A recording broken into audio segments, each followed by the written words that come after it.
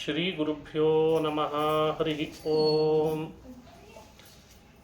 ಜನ್ಮಾದ್ಯಸ್ಯ ಯತೋನ್ಮಯಾದಿತರತಶ್ಚಾರ್ಥೇಷ್ವಭಿಜ್ಞಸ್ವರಾಟ್ ತೇನೇ ಬ್ರಹ್ಮಹೃದಾಯಾದಿಕವಯೇ ಮುಹ್ಯಂತಿ M ಸೂರಯಃ. ತೇಜೋ ವಾರಿಮೃದಾಂ ಯಥಾ ವಿನಿಮಯೋ ಯತ್ರ ತ್ರಿಸರ್ಗೋ ಮೃಷಾ.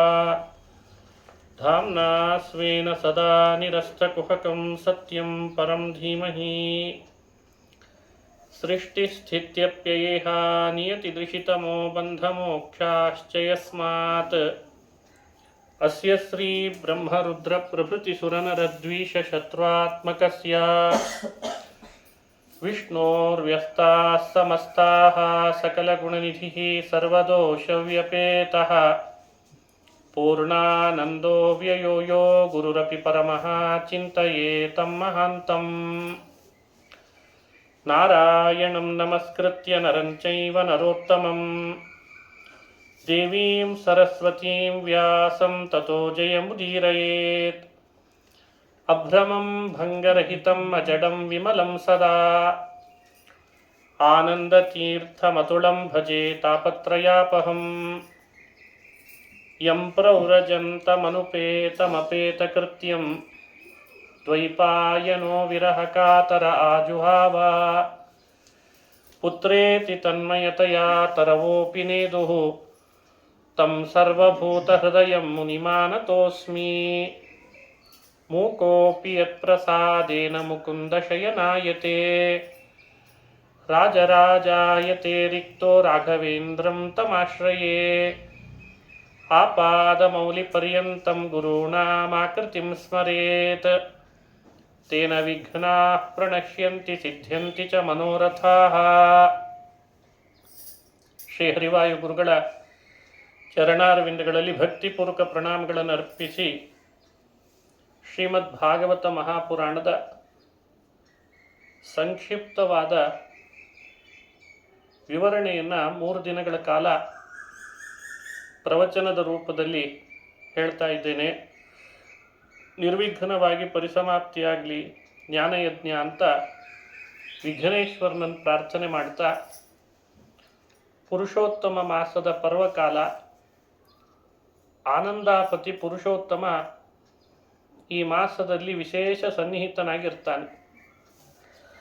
ಅಕಾಮ ಸರ್ವಕಾಮೋವ, ಯಾವ ಅಪೇಕ್ಷೆಗಳಿಲ್ಲದೆ ಭಗವಂತನನ್ನು ಪ್ರೀತಿ ಪಡಿಸಬೇಕು, ಅವನ ಅನುಗ್ರಹ ಪಡಿಬೇಕು ಅಂತ ಉದ್ದೇಶದಿಂದ ಮಾಡಬೇಕು. ಅಥವಾ ಯಾವುದಾದ್ರೂ ಅಭೀಷ್ಟೆ, ಮೋಕ್ಷಕ್ಕೆ ವಿಘ್ನವಾಗದೇ ಇರುವಂಥ ಅಭೀಷ್ಟೆಯನ್ನು ಮನಸ್ಸಿನಲ್ಲಿ ಇಟ್ಟುಕೊಂಡಾದರೂ ಮಾಡ್ಬೋದು. ಅಂತೂ ಭಗವಂತ ಈ ಮಾಸದಲ್ಲಿ ವಿಶೇಷವಾಗಿ ಅನುಗ್ರಹ ಮಾಡ್ತಾನೆ. ಇಂಥ ಸತ್ಕರ್ಮಗಳನ್ನು ಮಾಡೋಣದ್ರಿಂದ ಕಲಿಯುಗದ ಸಜ್ಜನರಿಗೋಸ್ಕರ ವೇದವ್ಯಾಸರು ಭಾಗವತವನ್ನು ರಚನೆ ಮಾಡಿಕೊಟ್ರು. ವ್ಯಾಸರಿಗೆ ಗೊತ್ತು, ಕಲಿಯುಗದಲ್ಲಿ ಸಾಕಷ್ಟು ಸಂಸಾರದ ತಾಪತ್ರಯಗಳಿವೆ ಅಂತ. ಬೇರೆ ಬೇರೆ ಲೌಕಿಕದ ವ್ಯಾಪಾರ ವ್ಯವಹಾರ, ಮನೆ ನಡೆಸುವ ಜವಾಬ್ದಾರಿ, ಹಣ ಸಂಪಾದನೆ, ಮಕ್ಕಳನ್ನು ಪಡಿಬೇಕು, ಪಡೆದಂಥ ಮಕ್ಕಳನ್ನು ಸಾಕಬೇಕು, ಆಮೇಲೆ ಮದುವೆ ಮಾಡಬೇಕು, ಅವರಿಂದ ಬಯಸ್ಕೊಳ್ಬೇಕು. ಹೀಗೆ ಬೇರೆ ಬೇರೆ ಥರದ ಸಮಸ್ಯೆಗಳಿವೆ ಅಂತ ವೇದವ್ಯಾಸರಿಗೆ ಚೆನ್ನಾಗಿ ಗೊತ್ತು. ಜೀವನ ನಡೆಸೋದು ದುರ್ಭರ. ಯಾವ ಮಾರ್ಗದಲ್ಲಿ ಸಾಗಿ ಜೀವನ ನಡೆಸಬೇಕು ಅನ್ನೋದು ದುರ್ಭರವೇ ಕಲಿಯುಗದೊಳಗೆ. ಯಾವುದನ್ನೋ ಭಾಳ ನಂಬಿರ್ತಾನೆ, ಈ ಕಂಪನಿ ಎಂದೂ ಮುಣಗಲ್ಲ ಅಂತ, ರಾತ್ರಿನೇ ಮುಳುಗಿರ್ತದೆ. ಸರ್ಕಾರ ನಂಬ್ತಾನೆ, ಅದು ಹಿಂದಿನ ದಿನನೇ ಮುಳುಗೋಗಿರ್ತದೆ. ಇನ್ಯಾವುದೋ ಬೇರೆ ದೇಶದ ಕಂಪನಿಯನ್ನು ನಂಬ್ತಾನೆ, ಅದು ನಮಗೆ ಗೊತ್ತಾಗದೇ ಇರೋ ಹಾಗೆ, ಹೆಸರಿಲ್ಲದೆ ಇದ್ದ ಹಾಗೆ ಹೋಗ್ಬಿಡ್ತದೆ. ಇದೆಲ್ಲ ಲೌಕಿಕದಲ್ಲಿ ನಾವು ನೋಡ್ತಾ ಇರುವಂಥ ಅಸ್ಥಿರವಾದ ಪ್ರಪಂಚ. ಇಷ್ಟು ನಶ್ವರವಾದ ಅಸ್ಥಿರವಾದ ಈ ಪ್ರಪಂಚದಲ್ಲಿ ಮನುಷ್ಯ ಜೀವನನೂ ನಡೆಸಬೇಕು, ತಾನು ಬದುಕಬೇಕು, ಕುಟುಂಬ ಬದುಕಬೇಕು, ಹಾಗೂ ಭಗವಂತನ ಪ್ರೀತಿಗಾಗಿ ಧರ್ಮವನ್ನು ಆಚರಣೆ ಮಾಡಬೇಕು. ಇದೆಲ್ಲ ಹೇಗೆ ಸಾಧ್ಯವಾಗ್ತದೆ? ದೇವರಲ್ಲಿ ಭಕ್ತಿ ಮಾಡಬೇಕು, ಅಷ್ಟು ಸುಲಭ ಅಲ್ಲ ಅಂತ ಗೊತ್ತು ವೇದವ್ಯಾಸರಿಗೆ. ಹಾಗಾಗಿ ಭಾಗವತ ರಚನೆ ಮಾಡಿಕೊಟ್ರು. ಭಾಗವತ ಕಥಾಶ್ರವಣ, ಭಾಗವತದ ಪಾರಾಯಣ, ಭಾಗವತದ ಮನನ ಮಾಡಲಿ, ಅದೇ ಕಲಿಯುಗದೊಳಗೆ ಬಹಳ ದೊಡ್ಡ ಧರ್ಮ ಅಂತ ಆಗ್ತದೆ ಅಂತಾರೆ. ಕಲಿಯುಗದಲ್ಲಿ ಸುಲಭೋಪಾಯಗಳನ್ನು ಮನುಷ್ಯ ಅಪೇಕ್ಷೆ ಪಡ್ತಾನೆ. ಅಶ್ವಮೇಧ ಯಾಗ ಮಾಡು, ರಾಜಸೂಯ ಯಾಗ ಮಾಡು ಅಂದರೆ ಯಾರು ಅದನ್ನು ಕಿವಿಗೆ ಹಾಕ್ಕೊಳ್ಳೋದಿಲ್ಲ. ನೀವು ಬೇಡ, ನಿಮ್ಮ ಯಾಗನೂ ಬೇಡ ಅಂತಾರೆ. ನೀವು ಮಾಡೋ ಯಾಗ, ನೀವು ಹೇಳ್ತಾ ಇರುವಂಥ ರಾಜಸೂಯ ಅವೆಲ್ಲ ನಮ್ಮ ಕೈಯಲ್ಲಿ ಸಾಧ್ಯ ಇಲ್ಲ ಅಂತಾರೆ.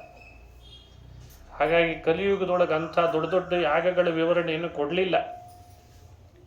ಈಗೇನಿದ್ರು ಭಾಗವತ ಭಗವಂತನ ಕಥೆ, ಅದರಿಂದ ಮನಸ್ಸಿಗೆ ತಂಪಾಗ್ತದೆ, ಇಂಪಾಗ್ತದೆ, ಸಂಸಾರದ ಜಂಜಾಟಗಳನ್ನು ಮರಿತಾನೆ, ನಿಷ್ಕಲ್ಮಶವಾದ ಹೃದಯದಿಂದ ದೇವರಲ್ಲಿ ಭಕ್ತಿ ಮಾಡ್ತಾನೆ, ಅಷ್ಟು ಸಾಕು ಅಂತಂದ್ರು. ಶ್ರವಣ ಮನಕಾನಂದವೀವುದು, ಭವಜನಿತ ದುಃಖಗಳ ಕಳೆಯುವುದು, ವಿವಿಧ ಭೋಗಗಳಿಹ ಪರಂಗಳಲ್ಲಿತ್ತು ಸಲಹುವುದು, ಭುವನ ಪಾವನ ವಿನಿಪಲ ಕುಮೀಧವನ ಮಂಗಳ ಕಥೆಯ ಪರಮೋತ್ಸವದಿ ಕಿವಿಗೊಟ್ಟಾಲಿಪುದು ಭೂಸುರರು ದಿನ ದಿನದೀ. ಶ್ರವಣ ಮನಕಾನಂದವೀವುದು, ಮನಸ್ಸಿಗೆ ಕಿವಿಗಳಿಗೆ ಆನಂದವನ್ನು ಕೊಡುವಂಥ ಕಥೆ ಅಂದರೆ ಅದು ಭಗವಂತನ ಕಥಾ. ಪುರುಷೋತ್ತಮ ಮಾಸದಂಥ ಪರ್ವಕಾಲದಲ್ಲಿ ವಿಶೇಷ ಕಥಾಶ್ರವಣ ಮಾಡಬೇಕು. ಭಾಗವತ ಕಥಾಶ್ರವಣ ನಮ್ಮನ್ನು ಪವಿತ್ರರನ್ನಾಗಿ ಮಾಡ್ತದೆ. ಭಾಗವತ ಕಥಾಶ್ರವಣ ಮಾಡ್ತಾ ಇದ್ದರೆ ಎಷ್ಟೋ ದುಃಖಗಳು ತಾನಾಗೆ ಕಳೆದು ಹೋಗ್ತಾರೆ. ಪರೀಕ್ಷಿತ್ ಮಹಾರಾಜನಿಗೆ ಭಾಗವತ ಕಥಾಶ್ರವಣ ಮಾಡೋದರಲ್ಲಿ ಅಭಿರುಚಿ ಹುಟ್ಟಿತು. ಶುಕಮುನಿಗಳು ಹೇಳೋರು ಹಾಗೇ ಇದ್ರಂತೆ. ಹೇಳೋರು ಚೆನ್ನಾಗಿದ್ದರೆ ಕೇಳೋರು ಚೆನ್ನಾಗಿ ಕೇಳ್ತಾರೆ. ಹೇಳೋರೇ ನಿದ್ದೆ ಮೊಬ್ಬಿನಲ್ಲಿದ್ದರೆ ಕೇಳೋರು ಮೊದಲೇ ನಿದ್ದೆ ಮಾಡಿರ್ತಾರೆ. ಶುಕಾಚಾರ್ಯರಿಗೆ ಆ ಥರದ್ದು ಯಾವುದೂ ಸಮಸ್ಯೆಗಳಿರಲಿಲ್ಲ. ಒಳ್ಳೆ ಉತ್ಸಾಹಿಗಳು ಶುಕಮುನಿಗಳು. ದೇವರ ಕಥೆ ಹೇಳಬೇಕು ಅಂದರೆ ಭಾರಿ ಉತ್ಸಾಹ ಅವರಿಗೆ. ನೋಡಲಿಕ್ಕೆ ಬಹಳ ಸುಂದರವಾದ ವೇಷ, ಬಹಳ ರಮಣೀಯವಾದ ವೇಷ. ಶುಕಮುನಿಗಳ ವೇಷ ಅಂದರೆ ಸಾಮಾನ್ಯ ಅಲ್ಲ. ವೇದವ್ಯಾಸರ ಮಗ. ಶುಕಮುನಿಗಳು ಬಂದು ಭಾಗವತ ಹೇಳಲಿಕ್ಕೆ ಅಂತ ಪ್ರಾರಂಭ ಮಾಡಿದ್ದಾರೆ. ಅಲ್ಲಲ್ಲಿ ತೀರ್ಥಯಾತ್ರೆಗೆ ಹೊರಟಿದ್ರಂತೆ ಋಷಿಮುನಿಗಳೆಲ್ಲ. ಅವ್ರಿಗೆ ಯಾರೋ ಮುಟ್ಟಿಸಿದ್ರು ಸುದ್ದಿ, ತೀರ್ಥಯಾತ್ರೆಗೇನೋ ಹೊರಟಿದ್ರಿ ನೀವೆಲ್ಲ. ಗಂಗಾ ತೀರದಲ್ಲಿ ಪರೀಕ್ಷಿತ್ ರಾಜ ಭಾಗವತ ಕೇಳ್ತಾ ಇದ್ದಾನೆ ಶುಕಾಚಾರ್ಯ ಬಾಯಿಂದ. ಅವನಿಗೆ ಶಾಪ ಬಂತಂತೆ, ಇನ್ನು 7 ದಿನಕ್ಕೆ ತಕ್ಷಕ ಸರ್ಪ ಕಚ್ತಾನೆ ಅಂತ ಅವನಿಗೆ ಗೊತ್ತಾಗ್ಬಿಟ್ಟಿದೆ. ಆ ಶಾಪ ಬಂದದ್ರಿಂದ ಆತ ರಾಜ್ಯ ಎಲ್ಲ ಪರಿತ್ಯಜಿಸಿಬಿಟ್ಟ. ಜನಮೇಜಯ ತನ್ನ ಮಗನಿಗೆ ರಾಜ್ಯ ಒಪ್ಪಿಸಿದ. ವೈರಾಗ್ಯದಿಂದ ಗಂಗಾ ತೀರದಲ್ಲಿ ಪ್ರಾಯೋಪವೇಶ ಕೊಡ್ತಿದ್ದಾನೆ.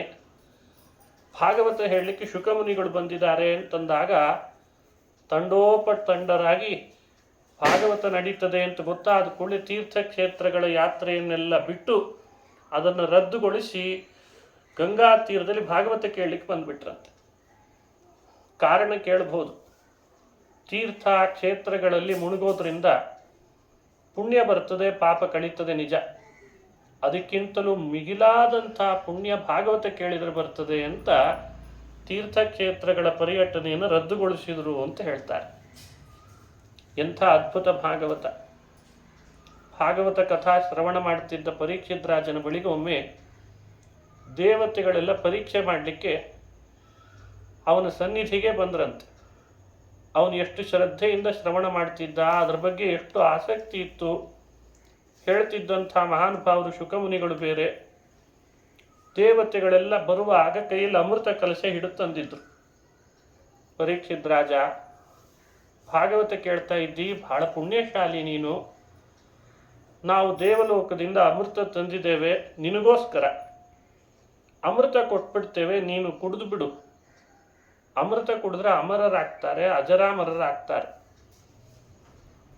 ಆದರೆ ನೀನು ನಮಗೊಂದು ಕೊಡಬೇಕು ಅಂತಂದ್ರು. ವಿನಿಮಯ ಮಾಡಿಕೊಳ್ಳಿಕ್ಕೆ ಬಂದಿದ್ದೇವೆ ನಾವು. ಏನು ಅಂತ ಕೇಳಿದ ಪರೀಕ್ಷಿತ್ ರಾಜ. ಇಷ್ಟು ದಿನ ಭಾಗವತ ಕೇಳಿದ್ರಿಂದ ಪುಣ್ಯ ಬಂದಿದೆಯಲ್ಲ, ಅದು ನಮಗೆ ಕೊಟ್ಬಿಡು, ನಾವು ನಿನಗೆ ಅಮೃತ ಕೊಡ್ತೇವೆ ಅಂತ ಆಸೆ ತೋರಿಸಿದ್ರಂತೆ. ಪರೀಕ್ಷಿತ್ ರಾಜ ಅಂದ, ಭಾಗವತಾಮೃತ ಎಲ್ಲಿ, ನೀವು ಕೊಡೋ ಅಮೃತ ಎಲ್ಲಿ, ನನಗೆ ಈ ಅಮೃತನೇ ಸಾಕು, ನಿಮ್ಮ ಅಮೃತ ಬೇಡ ಅಂತ ಹೇಳ್ಬಿಟ್ನಂತೆ. ನೋಡಿ, ಆ ಕೇಳ್ತಿದ್ದ ಶ್ರೋತೃವಾದ ಪರೀಕ್ಷಿತ್ ರಾಜನಿಗೆ ಭಾಗವತದ ಮೇಲಿದ್ದಂತಹ ಮಹತ್ವ ಎಷ್ಟು, ಗೌರವ ಎಷ್ಟು ಅಂತ ತಿಳಿತದೆ. ಆತ ಅಂತಾನೆ, ನೀವು ಕೊಡುವ ಅಮೃತಕ್ಕಿಂತಲೂ ಹೆಚ್ಚಿನ ಶಕ್ತಿ ನನಗೆ ಉಪವಾಸ ಇದ್ರೂ ಭಾಗವತನೇ ಕೊಟ್ಟಿದೆ ಅಂತಂದಂತೆ.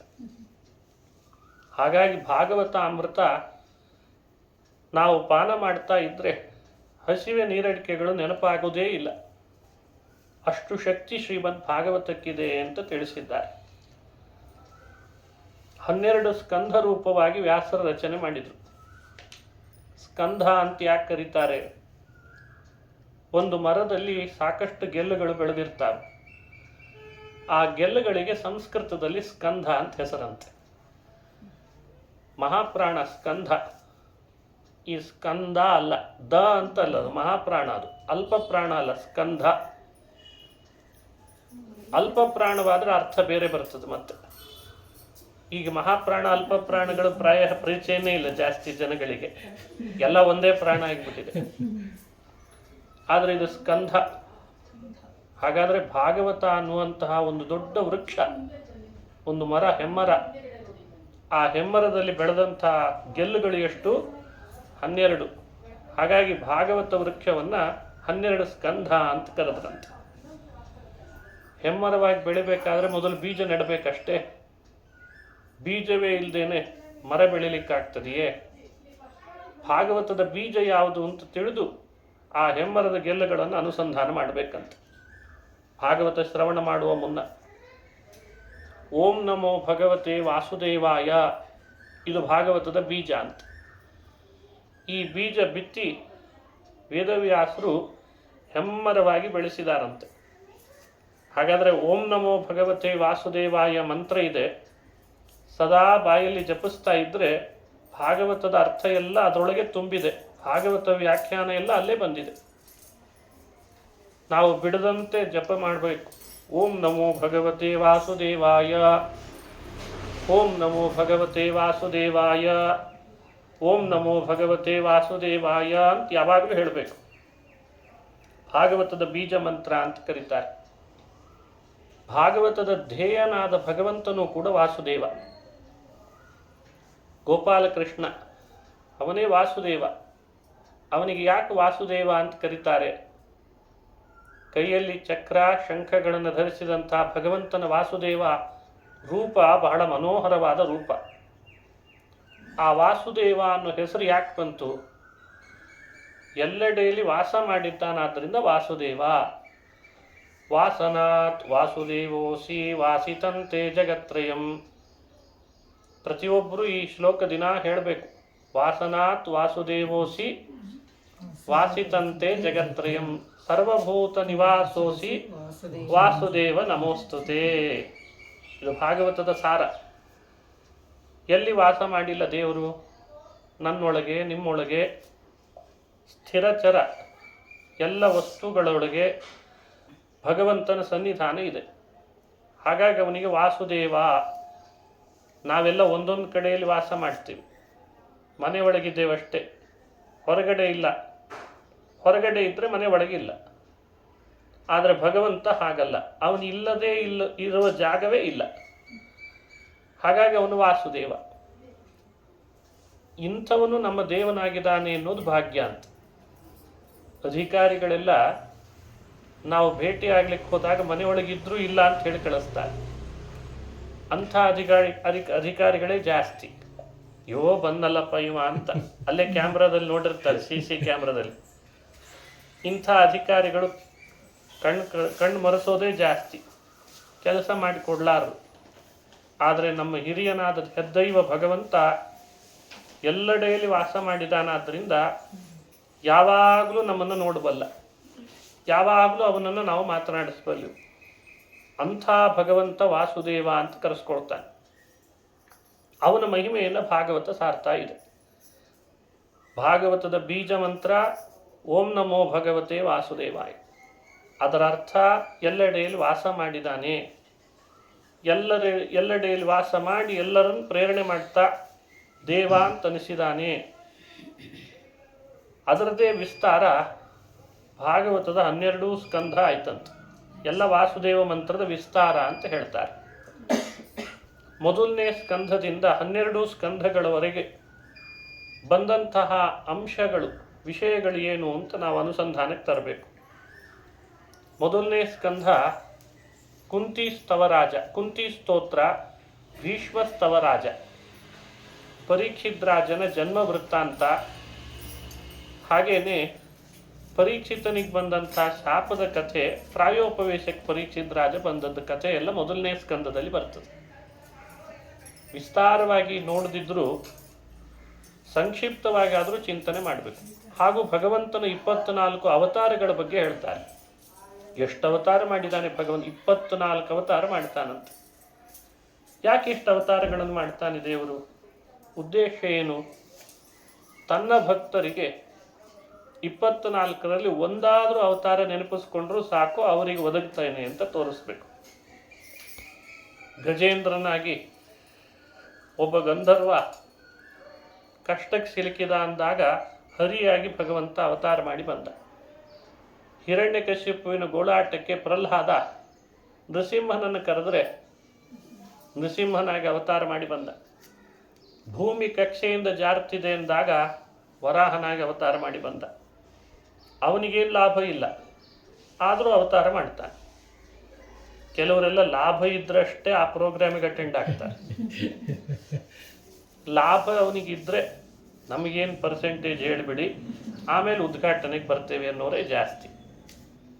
ವೈಕುಂಠದ ಅಧಿಪತಿ ಕ್ಷೀರ ಸಮುದ್ರದಲ್ಲಿ ಶ್ವೇತದ್ವೀಪ ಅನಂತಾಸನ ಲಕ್ಷ್ಮಿಯಿಂದ ಪಾದ ಸಂವನ ಮಾಡಿಕೊಂಡು ಶೇಷಶಾಹಿಯಾಗಿ ಪವಡಿಸುವಂತಹ ಭಗವಂತ ಪೂರ್ಣ. ಆದರೆ ತನ್ನ ಭಕ್ತರಿಗೋಸ್ಕರ ಎಲ್ಲಿ ಕರೆದರೂ ಬರ್ತಾನೆ. ಅವರ ಕಷ್ಟಗಳಿಗೆ ತಾನೇ ಸ್ಪಂದಿಸ್ತಾನೆ. ಅವರಿಗೆ ಬೇಕಾದ ಅಭೀಷ್ಟಗಳನ್ನು ಅವ್ರ ಹಿಂದಿಂದೆ ಬಂದು ಕೊಟ್ಟು ಹೋಗ್ತಾರೆ. ಇದೇ ಭಗವಂತನ ಕಾರುಣ್ಯ. ಅವನ ಅವತಾರ ಮಾಡಿದ ಉದ್ದೇಶಗಳೆಲ್ಲ ಭಕ್ತರಿಗಾಗಿ ಅಂತ ವಿವರಣೆ ಕೊಡ್ತದೆ ಭಾಗವತ ಮೊದಲನೇ ಸ್ಕಂದದಿಂದ. ಎರಡನೇ ಸ್ಕಂದ ಶ್ರೀಮದ್ ಭಾಗವತ ಭಗವಂತನ ಸೃಷ್ಟಿಯ ಮಹಿಮೆಯನ್ನು, ಭಗವಂತ ಸೃಷ್ಟಿ ಯಾಕೆ ಮಾಡ್ತಾನೆ ಅಂತ ಮಹಿಮೆಯನ್ನು ವಿವರಣೆ ಮಾಡ್ತಾರೆ. ಅಲ್ಲಿ ಬರುವ ಕಥೆಗಳು ಬಹಳ ಇದ್ದಾವೆ. ಕಥೆಯಲ್ಲ, ತತ್ವಗಳು ಬಹಳ. ಅವನು ಇಷ್ಟು ಸರ್ವೋತ್ತಮನಾದರೂ ಆ ಸೃಷ್ಟಿ ಮಾಡುವಾಗ ಎಲ್ಲರನ್ನ ತನ್ನ ಸೃಷ್ಟಿಯ ಕಾರ್ಯದಲ್ಲಿ ತೊಡಗಿಸ್ತಾನೆ. ವಿಶೇಷವಾಗಿ ಚತುರ್ಮುಖನನ್ನು, ತಾನೇ ಹುಟ್ಟಿಸಿದಂಥ ತನ್ನ ಮಗ ಬ್ರಹ್ಮದೇವರನ್ನ ನೀನು ಸೃಷ್ಟಿಯಲ್ಲಿ ಬಾ ಅಂತ ತೊಡಗಿಸಿದ್ನಂತೆ. ಅವನು ಬರಲ್ಲ ಅಂತಿದ್ದ. ನಾನು ಬರಲ್ಲ, ನಾನು ಸೃಷ್ಟಿ ಮಾಡಿದ್ದೆ ಅಂಥೇಳಿ ನನಗೆ ಅಭಿಮಾನ ಬೆಳೀತದೆ. ಯಾವುದನ್ನಾದರೂ ಒಂದು ಕೆಲಸ ಮಾಡಿದರೆ ಮನುಷ್ಯನಿಗೆ ಅದರ ಮೇಲೆ ಅಭಿಮಾನ ಹೆಚ್ಚು ಬೆಳೀತದೆ. ಒಂದು ಮನೆ ಕಟ್ಟಿಸಿದ್ರೆ ಹೇಗಿದೆ ಕಟ್ಟಿಸಿದ್ದೇನೆ ಅಂತ 100 ಜನರಿಗೆ ಹೇಳ್ಕೊಂಡು ಬರ್ತಾನೆ. ಹೇಗೆ ಕಟ್ಟಿಸಿದ್ದೇನೆ, ಚೆನ್ನಾಗಿದ್ದೇನಾ ಅಂತ ಒಬ್ರಿಗೆ ಹೇಳ್ತಾನೆ, ಮತ್ತೊಬ್ರಿಗೆ ಹೇಳ್ತಾನೆ, ಮಗದೊಬ್ರಿಗೆ ಹೇಳ್ತಾನೆ. ಅದರ ಮೇಲೆ ಅಭಿಮಾನ, ಆಸಕ್ತಿ, ಅದು ಸಹಜ ಅದು ತಾನು ಮಾಡಿದ್ದೇನೆ ಅಂತ. ಒಂದು ವಾಹನ ಖರೀದಿ ಮಾಡಿದರೆ ಎಲ್ರಿಗೂ ತೋರಿಸೋ ಹಾಗೆ ಮಾಡ್ತಾನೆ. ಅದನ್ನು ನೋಡಿದ್ರೆ ಹೇಗಿದೆ ನನ್ನ ವಾಹನ ಅಂತ. ಒಂದು ವಸ್ತು ಖರೀದಿ ಮಾಡಿದರೆ, ಮನೆ ಕಟ್ಟಿಸಿದ್ರೆ, ಜಾಗ ಖರೀದಿಸಿದರೆ, ಒಂದು ಒಳ್ಳೆ ಪ್ರಾಡಕ್ಟ್ ತಯಾರು ಮಾಡಿದರೆ ಅದರ ಹಿಂದೆ ತನ್ನ ಅಭಿಮಾನವನ್ನು ಜೊತೆಗೆ ಸೇರಿಸ್ತಾನೆ. ಅಂದೇ ಚತುರ್ಮುಖ ಬ್ರಹ್ಮದೇವರು ಇದಕ್ಕೆ ಪಾಠ ಕಲಿತರು, ಸಮಾಜಕ್ಕೂ ಕಲಿಸಿದರು. ದೇವರೇ, ನೀನೇನೋ ಸೃಷ್ಟಿ ಮಾಡು ಅಂತಿದ್ದಿ, ನಾನು ಸೃಷ್ಟಿಯಲ್ಲಿ ತೊಡಗಿದರೆ ನಾನೇ ಮಾಡಿದೆ ಸೃಷ್ಟಿ ಅಂತ ನನಗೆ ಅದರ ಮೇಲೆ ಅಭಿಮಾನ ಬೆಳಿಬೋದು. ನಾನು ಸೃಷ್ಟಿ ಮಾಡುವುದಕ್ಕಿಂತ ನಿನ್ನನ್ನು ವೇದದಿಂದ ಪಾರಾಯಣ ಮಾಡ್ತೀನಿ ಅಷ್ಟೇ ಸಾಕು ಅಂತರಂತ. ಬರೀ ವೇದ ಪಾರಾಯಣಕ್ಕೆ ನಿನ್ನನ್ನು ಹುಟ್ಟಿಸಿಲ್ಲ ಅಂತ ಭಗವಂತ. ವೇದ ಪಾರಾಯಣನೂ ಮಾಡು, 4 ಮುಖದಿಂದ 4 ವೇದ ಹೇಳು, ಹಾಗೆ ಸೃಷ್ಟಿನೂ ಮಾಡು ಅಂತಂದ. ಸೃಷ್ಟಿ ಮಾಡುವಾಗ ಅಭಿಮಾನ ಹೋಗಬೇಕಾದ್ರೆ ಏನು ಮಾಡಬೇಕು? ನಿಂಗೆ 4 ಶ್ಲೋಕದಲ್ಲಿ ಭಾಗವತ ಹೇಳ್ತೇನೆ, ನೆನಪಿಟ್ಕೊಂಡು ಮಾಡು ಅಂತಂದ್ರು. ಅಭಿಮಾನ ಬೆಳಿಲ್ಲ. ಅಹಮೇವಾಸಮೇವಾಗ್ರೇ ನಾನ್ಯದ್ಯತ್ ಸದಸತ್ಪರಂ ಪಶ್ಚಾದಹಂ ತ್ವಮೇತಚ್ಚ ಯೋವಶಿಷ್ಯೇತ ಸೋಸ್ಮ್ಯಹಂ ಅಂತ 4 ಶ್ಲೋಕದಲ್ಲಿ ದೇವರು ಭಾಗವತ ಹೇಳಿಬಿಟ್ಟ. ಆ 4 ಶ್ಲೋಕದ ಭಾಗವತವು ಓಂ ನಮೋ ಭಗವತೆ ವಾಸುದೇವಾಯ ಅನ್ನೋ 12 ಅಕ್ಷರದ ವಿಸ್ತಾರ. 12 ಅಕ್ಷರ ಅಂದರೆ ದ್ವಾದಶಾಕ್ಷರ ಮಂತ್ರ. ಅದರದೇ ವಿಸ್ತಾರ ಆ 4 ಶ್ಲೋಕದ ಭಾಗವತ.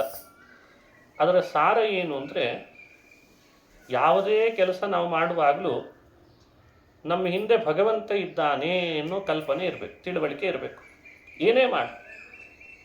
ಏನೇ ಮಾಡಬೇಕಾದ್ರೂ ನಮ್ಮೊಳಗೆ ಭಗವಂತ ಇದ್ದು ಮಾಡಿಸ್ತಾನೆ. ಇದು ಬಂತು ಅಂದರೆ ಎಲ್ಲೋದ್ರೂ ಅವನು ಜಯಶಾಲಿ, ಎಲ್ಲಿ ಹೋದರೂ ಅವನ ಕೆಲಸ ಪೂರ್ಣವಾಗ್ತದೆ. ಆ ಕಾರ್ಯ ಮಾಡುವ ಮುನ್ನ ಭಗವಂತ ಇದ್ದಾನೆ ಅನ್ನೋ ಭಾವ ಬರಬೇಕು. ಜೊತೆಯಲ್ಲಿ ಆ ಮಾಡ್ತಾ ಇರುವಂಥ ಕಾರ್ಯದ ಬಗ್ಗೆ ಫಲದ ಆಸೆ ಇರಬಾರ್ದು. ಈ ಎರಡನ್ನು ಬಿಟ್ಟು ಮನುಷ್ಯ ಕರ್ಮ ಮಾಡಲಿಕ್ಕೆ ಪ್ರಾರಂಭ ಮಾಡಲಿ, ಆಗ ಅವನಿಗೆ ದೇವರ ಅನುಗ್ರಹ ಪೂರ್ಣವಾಗ್ತದೆ. ಅಭಿಮಾನ ಹೋಗಿಸ್ಕೊಳ್ತೇನೆ ಅಂತ ಯಾವತ್ತೂ ಸಾಹಸ ಮಾಡಲಿಕ್ಕೆ ಆಗಲ್ಲಂತ. ನಾವು ಅಂದ್ಕೊಂಡಿದ್ದೀವಿ ನಮಗೆ ಈ ಅಭಿಮಾನ ಹೋಗಲಿ ಅಂತ, ಹೋಗಲಿ ಅಂದಷ್ಟು ಜಾಸ್ತಿ ಆಗ್ತದೆ. ಅದರ ಸ್ವಭಾವನೇ ಅದಂತ. ಯಾವುದು ಹೋಗಲಿ ಅಂತೇವೋ ಅದು ಜಾಸ್ತಿ ಮಾಡ್ತದೆ, ಅದೇ ಮನಸ್ಸಿನ ಸ್ವಭಾವ. ಅದ್ರ ಬದಲು ಭಗವಂತನ ಕಡೆ ಅಭಿಮಾನ ಹೆಚ್ಚು ಮಾಡಿದರೆ, ರಾಗ ಭಗವಂತನ ಕಡೆ ಜಾಸ್ತಿ ಆದರೆ ಸಂಸಾರದ ವಿಷಯಗಳಲ್ಲಿ ವಿರಾಗ ತಾನಾಗೇ ಬರ್ತದೆ ಅಂತಾರೆ. ಹೀಗೆ ಬ್ರಹ್ಮದೇವರಿಗೆ ಉಪದೇಶ ಮಾಡಿದ, ನನ್ನಲ್ಲಿಯೇ ಆಸಕ್ತಿ, ನನ್ನ ಬಿಟ್ಟು ಬೇರೆ ವಸ್ತುಗಳಲ್ಲೆಲ್ಲ ಅನಾಸಕ್ತಿ, ಆಸಕ್ತಿ ಇಲ್ಲದಂತೆ ಮಾಡ್ಕೋ, ಆಗ ನೀನು ಸೃಷ್ಟಿ ಮಾಡು, ನಿನಗೆ ಯಾವ ಸಮಸ್ಯೆ ಇಲ್ಲ ಅಂತ ಬ್ರಹ್ಮನಿಗೆ ಹೇಳಿಕೊಟ್ಟ ಮಾತು ಭಾಗವತದಲ್ಲಿ ಬರ್ತದೆ. 3ನೇ ಸ್ಕಂದ ಭಾಗವತದಲ್ಲಿ ಕಪಿಲ ತನ್ನ ತಾಯಿಗೆ ಉಪದೇಶ ಮಾಡ್ತಾನೆ. ಲೈಫನ್ನು ಹೇಗೆ ಲೀಡ್ ಮಾಡಬೇಕು ಅಂತ ಇವತ್ತು ದೊಡ್ಡ ಪ್ರಶ್ನೆ. ಲೈಫ್ ಹೇಗೆ ಲೀಡ್ ಮಾಡಬೇಕು? ವಿವಾಹ ಮಾಡಿಕೊಳ್ಬೇಕು, ಹೆಂಡತಿಯ ಒಟ್ಟಿಗೆ ಗಂಡನೊಟ್ಟಿಗೆ ಹೆಂಡತಿ ವಿಹಾರ ಮಾಡಬೇಕು, ಮಕ್ಕಳನ್ನು ಪಡಿಬೇಕು, ಆಮೇಲೆ ಅವ್ರು ಹೆಣ್ಣು ಹುಟ್ಟಿದರೆ ವಿವಾಹ ಮಾಡಿಕೊಡ್ಬೇಕು, ಗಂಡು ಹುಟ್ಟಿದರೆ ಕನ್ಯೆಯನ್ನು ಮನೆಗೆ ತರಬೇಕು. ಇಷ್ಟೇನಾ ಅಂತ ದೇವಹೂತಿಯ ಪ್ರಶ್ನೆ. ತಮ್ಮ ಮಗನಿಗೆ ಪ್ರಶ್ನೆ ಮಾಡ್ತಾಳೆ, ನಾನಂತೂ ಇಷ್ಟು ಮಾಡಿದ್ದೀನಿ ಅಂತ. ಅವಳು ದೊಡ್ಡ ರಾಜನ ಮಗಳು, ಸ್ವಯಂಭೂ ಮನುವಿನ ಮಗಳು ದೇವಹೂತಿ. ವಿವಾಹ ಮಾಡಿಕೊಂಡ್ಲು ಕರ್ದಮ ಅಂತ ಒಬ್ಬ ಪ್ರಜಾಪತಿಗಳನ್ನು. ಅವರು ಬ್ರಹ್ಮಜ್ಞಾನಿಗಳು, ಬಹಳ ದೊಡ್ಡ ಜ್ಞಾನಿಗಳು. ಅವರು ವಿವಾಹ ಮಾಡ್ಕೊಂಡ ಮೇಲೆ ಕರ್ದಮ್ರು ಮಾತಾಡಿಸ್ಬೇಕು ಬೇಡ ಅವಳನ್ನು. ತಾವು ತಪಸ್ಸಿನಲ್ಲಿ ರತರಾಗಿಬಿಟ್ರು. ಕೆಲವೊಬ್ಬ ಇಂಥ ಸಮಸ್ಯೆ ಬಹಳ ಎದುರಾಗ್ತದೆ ಮನೆಯೊಳಗೆ. ತಾವು ತಪಸ್ಸು, ತಮ್ಮದೇನೋ ತಾವೇನೋ. ದೇವಹೂತಿ ಪ್ರತೀಕ್ಷೆ ಮಾಡ್ತಾ ಇದ್ದಾಳೆ, ಇಂದಲ್ಲ ನಾಳೆ ಸ್ವಲ್ಪ ಸರಿ ಹೋಗ್ತಾರೆ ನಮ್ಮ ಯಜಮಾನರು ಅಂತ. ಬಹುಕಾಲ ನಿರೀಕ್ಷೆ ಮಾಡಿದ್ಲಂತೆ. ಆಮೇಲೆ ಕರ್ದಮರೇ ಕೇಳ್ತಾರೆ, ಅಲ್ಲ ದೇವಹೂತಿ, ಇಷ್ಟು ದಿವಸ ನೀನು ಏನೂ ಮಾತಾಡಿಸ್ಲಿಲ್ಲ, ನಾನು ಮಾತಾಡಲಿಲ್ಲ, ನಿನಗಿರೋ ಅಭಿಲಾಷೆ ಆದರೂ ಏನು ಅಂತ ಕೇಳಿದ್ರಂತ ಅವರೇ. ಆಗ ದೇವಹೂತಿ, ಗಾರ್ಹಸ್ಥ್ಯಂ ದೇಹಿಮೇ ಸುಖಂ, ಗೃಹಸ್ಥರಾಗಿ ಯಾವ ಸುಖ ಅನುಭವಿಸಬೇಕು ಅಂತಿದೆ ನಾವಿಬ್ಬರೂ ಅದನ್ನು ಅನುಭವಿಸಲಿಲ್ಲ. ನೀವು ತಪಸ್ಸೇ ಮಾಡ್ತಿದ್ದೀರಿ ಯಾವಾಗಲೂ, ನಾನು ಸುಮ್ಮನೆ ಆಗಿದ್ದೆ, ನೀವು ಈಗ ನನಗೆ ಕೇಳ್ತಿದ್ದೀರಿ ಅಂತ ಹೇಳಿಲ್ಲಂತೆ. ಬ್ರಹ್ಮಜ್ಞಾನಿಗಳಾದ ಕರ್ದಮರಿಗೆ ತಪಸ್ಸು, ಆಚರಣೆ, ಅನುಷ್ಠಾನ ಮಾಡಿ ಮಾಡಿ ದೇಹ ಎಲ್ಲ ಶಿಥಿಲ ಆಗೋಗಿತ್ತು. ಆದರೆ ಜ್ಞಾನದ ಸಾಮರ್ಥ್ಯದಿಂದ, ತಪಸ್ಸಿನ ಸಾಮರ್ಥ್ಯದಿಂದ ನವಯೌವನ ಬರೋ ಹಾಗೆ ದೇಹವನ್ನು ಮಾಡಿಕೊಂಡ್ರಂತ. 9 ರೂಪ ತಾಳಿದರು. ದೇವಹೂತಿಗೆ 9 ರೂಪವನ್ನು ಕೊಟ್ರಂತ. 9 ಹೆಣ್ಮಕ್ಕಳನ್ನು ಪಡೆದ್ರಂತೆ. ನಿನಗೆ ಇಹಲೋಕದ ವಿಹಾರ ಸಾಲದು, ನೀನು ಹೇಳಿದ ಹಾಗೆ ವಿಹಾರ ಮಾಡಿಸ್ತೇನೆ ನಿನ್ನನ್ನು ಅಂತ ವಿಮಾನ ತರಿಸಿದರು. ವಿಮಾನದಲ್ಲಿ ಕೂಡಿಸಿ ನಂದನ, ಪಾರಿಭದ್ರ ಅಂತ ದೇವಲೋಕದಲ್ಲಿರೋ ಉದ್ಯಾನವನಗಳಿಗೆ ಕರೆದುಕೊಂಡು ಹೋಗಿ ಅಮೃತವನ್ನು ಪಾನ ಮಾಡಿಸಿ, ಅಲ್ಲಿರುವ ಅನೇಕ ಹೆಂಗೆಳೆಯರಿಂದ ಅವಳಿಗೆ ಸೇವೆ ಮಾಡಿಸೋ ಹಾಗೆ ಮಾಡಿ ಭಾರೀ ಭೋಗ ಜೀವನವನ್ನು ನಡೆಸಿದ್ರಂತೆ. ಬರೋ ಅಷ್ಟರಲ್ಲಿ 9 ಮಕ್ಕಳು ಹುಟ್ಟಿದ್ರು. ಕರ್ದಮರಂತಾರೆ, ವಿಹಾರ ಮಾಡಿದ ಮೇಲೆ ಮಕ್ಕಳು ಹುಟ್ಟುತ್ತಾರೆ, ಇವರನ್ನೆಲ್ಲ ವಿವಾಹ ಮಾಡಿಕೊಡ್ಬೇಕಿನ್ನು ಅಂತ ಅವರಿಗೆ ಯೋಗ್ಯ ವರನನ್ನು ಕರೆಸಿ ವಿವಾಹನೂ ಮಾಡಿಕೊಟ್ರು. ಕರ್ದಮರ ಮಗಳೇ ಅನಸೂಯ ವಿವಾಹ ಮಾಡಿಕೊಟ್ರು ಅತ್ರಿ ಋಷಿಗಳಿಗೆ. ಆಮೇಲೆ ಕರ್ದಮರು ಕೇಳಿದರು, ನೀನು ಹೇಳಿದ ಹಾಗೆ ವಿಹಾರ ಎಲ್ಲ ಮಾಡ್ಕೊಂಡು ಬಂದ್ವಿ, ಮಕ್ಕಳನ್ನು ಪಡೆದ್ವಿ, ಗೃಹಸ್ಥರು ಅಂತ ಅನಿಸಿದ್ವಿ, ಈಗಲಾದರೂ ಮತ್ತೆ ಕಾಡಿಗೆ ಹೋಗಿ ತಪಸ್ಸಿಗೆ ನನಗೆ ಅನುಮತಿ ಕೊಡ್ತೀಯ ಅಂತ ಕೇಳಿದ್ರಂತೆ. ಆಶ್ಚರ್ಯಪಟ್ಲು ದೇವಹೂತಿ. ಅವರು ಬಂಧನದಲ್ಲಿ ಸಿಲುಕಲಿಲ್ಲ, ಆದರೆ ಮಾಡಬೇಕಾದ ಕೆಲಸದಲ್ಲಿ ಯಾವುದೂ ಬಿಡಲಿಲ್ಲ. ಭಾಗವತ ಕರ್ದಮರಿಂದ ನಮಗೆಲ್ಲ ಪಾಠ ಹೇಳಿಕೊಡ್ತದೆ. ಭಾಗವತ ಮನುಷ್ಯ ಅನುಭವಿಸುವ ಭೋಗವನ್ನು ಅನುಭವಿಸಬೇಡ ಅಂತ ಕಟ್ಟಿ ಹಾಕ್ಲಿಕ್ಕಿರೋ ಗ್ರಂಥ ಅಲ್ಲ. ಇಹಲೋಕದಲ್ಲೇ ಇದ್ದು ಎಲ್ಲವನ್ನೂ ಅನುಭವಿಸು, ಆದರೆ ನೀರಿನ ಮೇಲೆ ಗುಳ್ಳೆ ಇದ್ದ ಹಾಗೆ, ಅಥವಾ ಕಮಲದ ಎಲೆ ಮೇಲೆ ನೀರಿದ್ದ ಹಾಗಿರು. ಪದ್ಮಪತ್ರಮಿವಾಂಭಸ, ಅಂಭಸ, ಈ ಕಮಲದ ಎಲೆ ಮೇಲೆ ನೀರು ಬಿದ್ದರೆ ಎಲೆ ಮೇಲೆ ನೀರಿದೆ ಅಷ್ಟೆ, ಆದರೆ ಎಲೆಗೂ ನೀರಿಗೂ ಯಾವುದೇ ಸಂಬಂಧ ಇರಲ್ಲ. ಹಾಗೆ ಈ ಸಂಸಾರ ಅನ್ನೋದು ಕಮಲದ ಎಲೆ ಅಂತ ಮಾಡಿಕೊಂಡು ನಾವೆಲ್ಲ ನೀರಿದ್ದ ಹಾಗಿರಲಿ ಅಂತ ಪಾಠವನ್ನು ಕರ್ದಮ ಋಷಿಗಳಿಂದ ಭಾಗವತ ಹೇಳಿಕೊಡ್ತದೆ. ಇದೇ ಸಿದ್ಧಿ, ಇದೇ ಯೋಗ. ಇದನ್ನು ನಾವು ಸಂಪಾದನೆ ಮಾಡಲಿ. ಆಮೇಲೆ ದೇವಹೂತಿ ಕೇಳ್ತಾಳೆ, ನೀವು ಕಾಡಿಗೆ ತಪಸ್ಸಿಗೆ ಹೋಗ್ತೇನೆ ಅಂತಿದ್ದೀರಿ, ನನ್ನ ಗತಿ ಏನು? ನಿನ್ನ ಗರ್ಭಾಂಬುದಿಯಲ್ಲಿ ವಿಷ್ಣು ಅವತಾರ ಮಾಡಿ ನಿನಗೆ ಉಪದೇಶ ಮಾಡ್ತಾನೆ, ಅವನೇ ಮಾರ್ಗದರ್ಶನ ಮಾಡ್ತಾನೆ ಅಂತ ಹೇಳಿದರು. ಅದಕ್ಕೂ ಅವಳು ಪ್ರತಿಜ್ಞೆ ಮಾಡ್ತಾಳೆ. ಆಗೆಲ್ಲ ಆಯುಷ್ಯ 1000 ವರ್ಷ ಇತ್ತಂತೆ. ಈಗ 2 ಥರದ ಮನುಷ್ಯರನ್ನು ಕಾಣ್ತೇವೆ, 2 ಥರದ ವ್ಯಕ್ತಿಗಳನ್ನು ನೋಡ್ತೇವೆ. ಇನ್ನೂ ಇಷ್ಟು ವರ್ಷ ಕಳಿಬೇಕೇನಪ್ಪ ಈ ಮನೆಯೊಳಗೆ ಅಂತನ್ನೋರು ಕೆಲವರಿದ್ದಾರೆ. ಅಂಥವ್ರು ಕೆಲವರಿದ್ದಾರೆ. ಅಯ್ಯೋ ನನಗೆ ಯಾಕೋ ಆಯುಷ್ಯನೇ ಕಡಿಮೆ ಕೊಟ್ಬಿಟ್ರಲ್ಲ ಅಂತನ್ನೋರು ಕೆಲವರಿದ್ದಾರೆ. ಆದರೆ ಆಗ ದೇವಹೂತಿ 1000 ವರ್ಷ ಆಯುಷ್ಯ. ಆಗ ಮನ್ವಂತರದ ಪ್ರಾರಂಭದಲ್ಲಿ ಸೃಷ್ಟಿಯ ಆದಿಯಲ್ಲಿ ಇದ್ದವಳು ಅವಳು. 9 ಮಕ್ಕಳನ್ನು ಪಡೆದಿದ್ದಾಳೆ.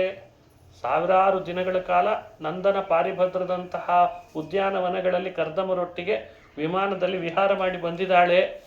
ಅಂಥ ಭೋಗದ ಜೀವನನೂ ನಡೆಸಿದ್ದಾಳೆ. ಆಮೇಲೆ ಕರ್ದಮರು ಹೇಳ್ತಾರೆ, ನಾನು ಕಾಡಿಗೆ ಹೋಗ್ತೀನಿ, ನಿನ್ನ ಮಗ ಮಾರ್ಗದರ್ಶಕನಾಗ್ತಾನೆ, ನಿನಗೆ ಗರ್ಭದಲ್ಲಿ ಹುಟ್ಟಿ ಬರ್ತಾನೆ ಅಂತ. ಅದಕ್ಕೂ ಕಾಯ್ತಾಳಂತೆ. ಅಂದ್ರೆ ಅವಳ ಸಹನ ಶಕ್ತಿ ಎಷ್ಟಿರಬೇಡ. ಆ ಸಹನ ಶಕ್ತಿಯನ್ನು ಭಾಗವತ ನಮಗೆ ದೇವಹೂತಿಯಿಂದ ಹೇಳಿಕೊಡ್ತದೆ. ಹುಟ್ಟಿ ಬಂದ ಕಪಿಲನಾಗಿ ವಿಷ್ಣು ಕೇಳಿದ್ಲು, ವಿಷ್ಣುವನ್ನ ಕಪಿಲನನ್ನು ಕೇಳಿದ್ಲು, ನಾವೆಲ್ಲ ಮಾಡಬೇಕಾದಂಥ ಸಾಧನೆ ಅಂದರೆ ಏನು ಅಂತ ಕೇಳಿದ್ಲು ಅವಳು. ಯಾಕಂದರೆ ಮಾಡಬೇಕಾದ ಸಾಧನೆ ಅಂತಂದರೆ ಇತ್ತೀಚೆಗೆ ಅವ್ರವ್ರದ್ದೇ ಮೂಗಿನ ನೇರಕ್ಕೆ ಹೇಳಲಿಕ್ಕೆ ಪ್ರಾರಂಭ ಮಾಡಿದ್ದಾರೆ. ಯಾರನ್ನಾದರೂ ಹೋಗಿ ಕೇಳಿ ಸಾಧನೆ ಏನು ಮಾಡಬೇಕು ಅಂತ. ಒಬ್ಬ ಜ್ಯೋತಿಷ್ಕರನ್ನು ಕೇಳ್ರಿ ಬೇಕಂದ್ರೆ ಸಾಧನೆ ಏನು ಮಾಡಬೇಕು. ಅವ್ರು ಹೇಳ್ತಾರೆ ಗ್ರಹಗತಿಗಳನ್ನು ಸರಿಯಾಗಿ ಇಟ್ಕೊಳ್ಬೇಕು, ಹಿಂಗೆ ಉಪದೇಶ. ಅಥವಾ ಡಾಕ್ಟ್ರಲ್ಲಿ ಕೇಳಿ, ಡಾಕ್ಟ್ರಲ್ಲಿ ಪ್ರಭೇದ ಜಾಸ್ತಿ ಆಗಿದೆ ಇತ್ತೀಚೆಗೆ. ಅದರಲ್ಲಿ ಯಾರೋ ಒಬ್ಬ ಜನರಲ್ ಒಬ್ಬ ಫಿಸಿಷಿಯನನ್ನು ಕೇಳ್ರಿ, ನೀವು ಹೇಗೆ, ನೀವು ರೈಟ್ ಟೈಮಲ್ಲಿ ಆಹಾರ ತಗೊಳ್ಬೇಕಾಗ್ತದೆ.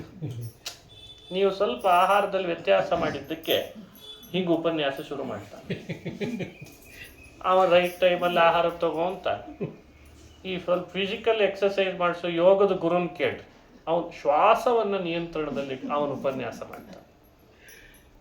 ಅಂತೂ ಇಂತೂ ಸಮಾಜದಲ್ಲಿ ಥರಥರದ ಪ್ರಭೇದ ಇರುವವರನ್ನ ಸಾಧನೆ ಅಂದ್ರೆ ಏನು ಅಂತ ಕೇಳಿದ್ರೆ ತಮ್ಮ ಬದುಕಿನಲ್ಲಿ ಏನು ಮಾಡಿದಾರೋ ಇನ್ನೊಬ್ಬರ ತಲೆ ಮೇಲೆ ಅದನ್ನೇ ಹೇಳ್ತಾರೋ. ಯಾರು ಕೂಡ ಎದುರುಗಡೆ ಬಂದ ವ್ಯಕ್ತಿ ಏನು ಮಾಡಬೇಕು ಅಂತ ಅವನ ಹಂತದ ಇಳಿದು ಅವನಿಗೇನು ಮಾಡಬೇಕು ಅಂತ ಯಾರೂ ಹೇಳಲ್ಲ. ಯಾರಾದರೂ ಹೇಳಿದ್ದಿದ್ರೆ ತೋರಿಸಿ.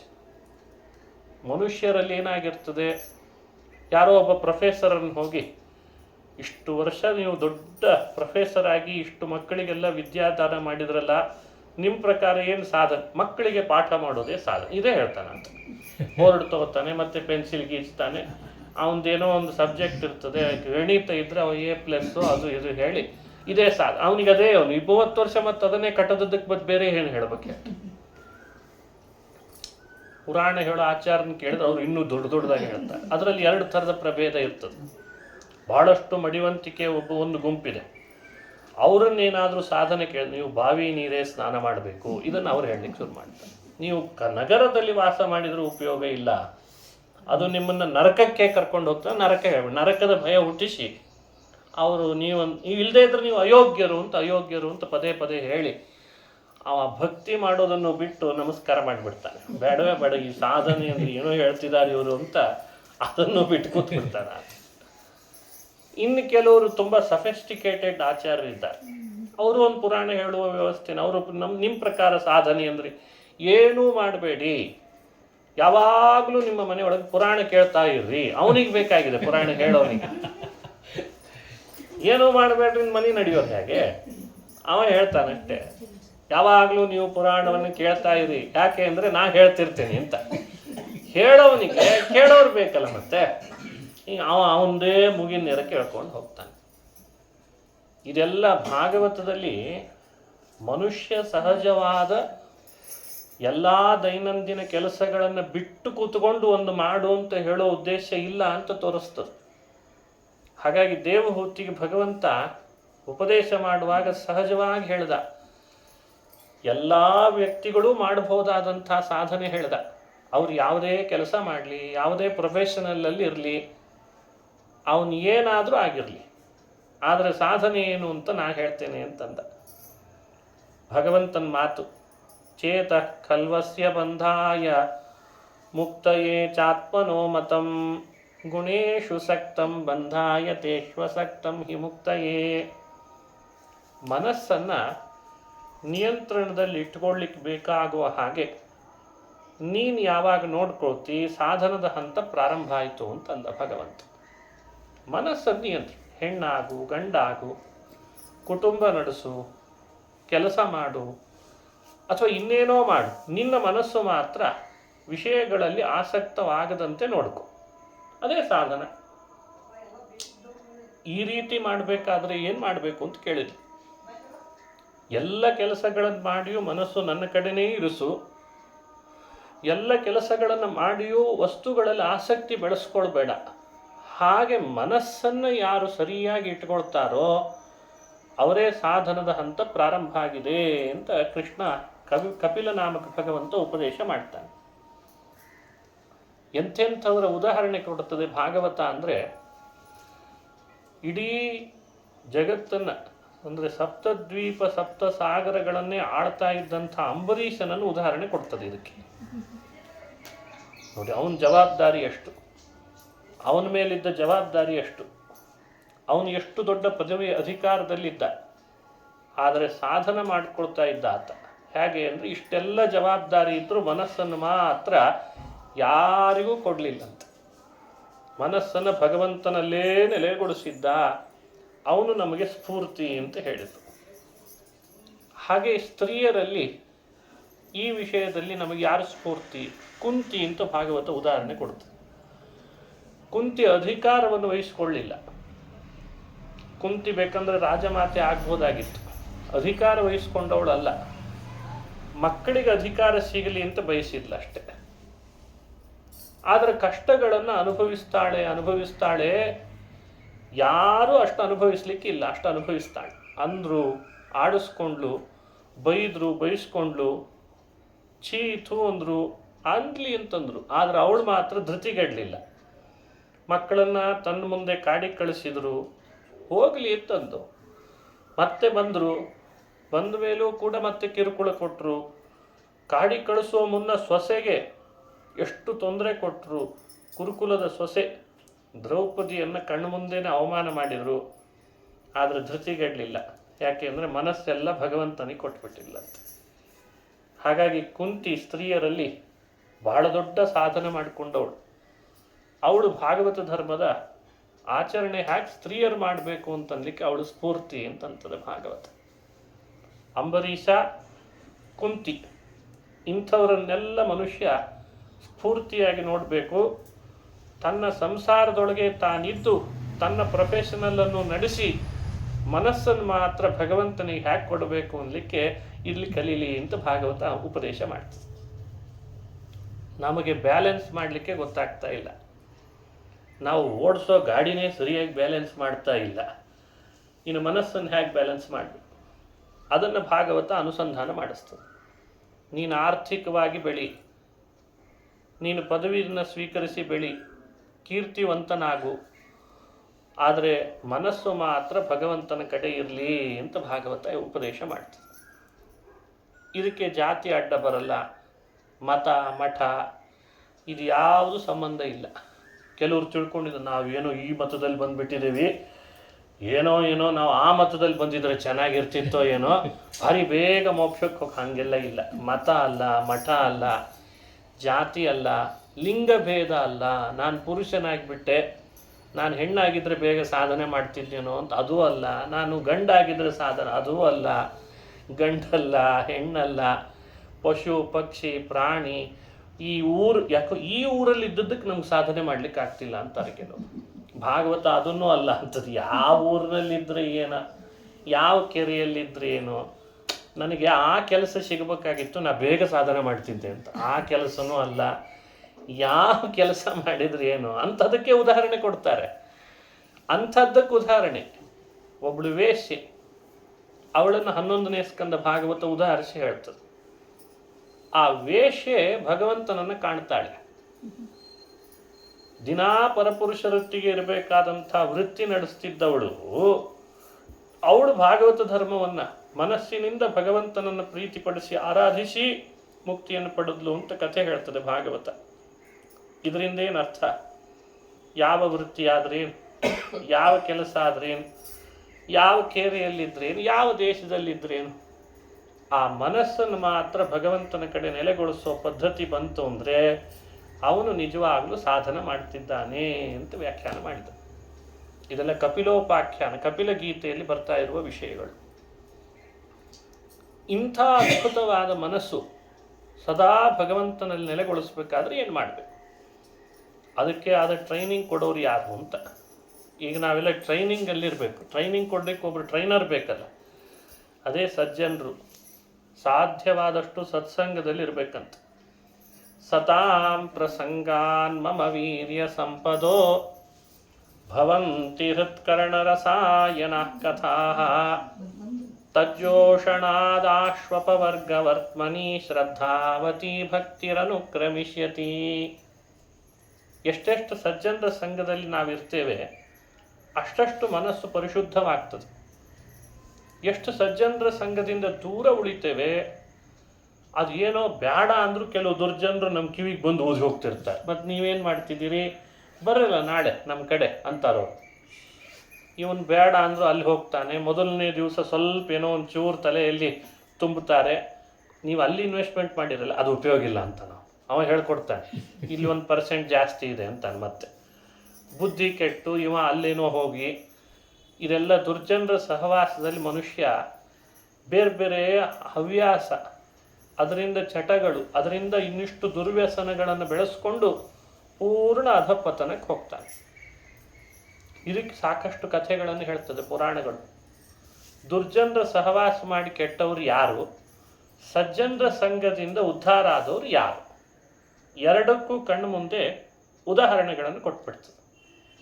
ಅದನ್ನೇ ಹೇಳಿ ಕಪಿಲ ದುರ್ಜನರ ಸಂಘಕ್ಕಿಂತ ಸಜ್ಜನರ ಸಂಘ ಮಾಡ್ತಾ ಅಲ್ಲಿ ಒಂದು ಮಾತು ಹೇಳ್ತಾರೆ ದಾಸರು. ದುರ್ಜನರ ಜೊತೆಗೆ ಎಷ್ಟು ಸ್ನೇಹ ಮಾಡಿ ಮಾಡಿ ಆತ್ಮನನ್ನು ಕೆಡಿಸ್ಕೊಳ್ಳೋದಕ್ಕಿಂತ ಸಜ್ಜನರ ಜೊತೆಗೆ ಜಗಳ ಆಡೋದೇ ಲೇಸು ಅಂತಂತಾರೆ. ಅದನ್ನು ಎಂಥ ಅದ್ಭುತವಾದ ಮಾತು ಅಂತ ತಗೊಳ್ಬೇಕು ನಾವು. ಅವರೊಟ್ಟಿಗೆ ಜಗಳ ಆಡಿದರೂ ಪರವಾಗಿಲ್ಲಂತೆ, ಅವರೊಟ್ಟಿಗೆ ಇರಬೇಕಂತೆ.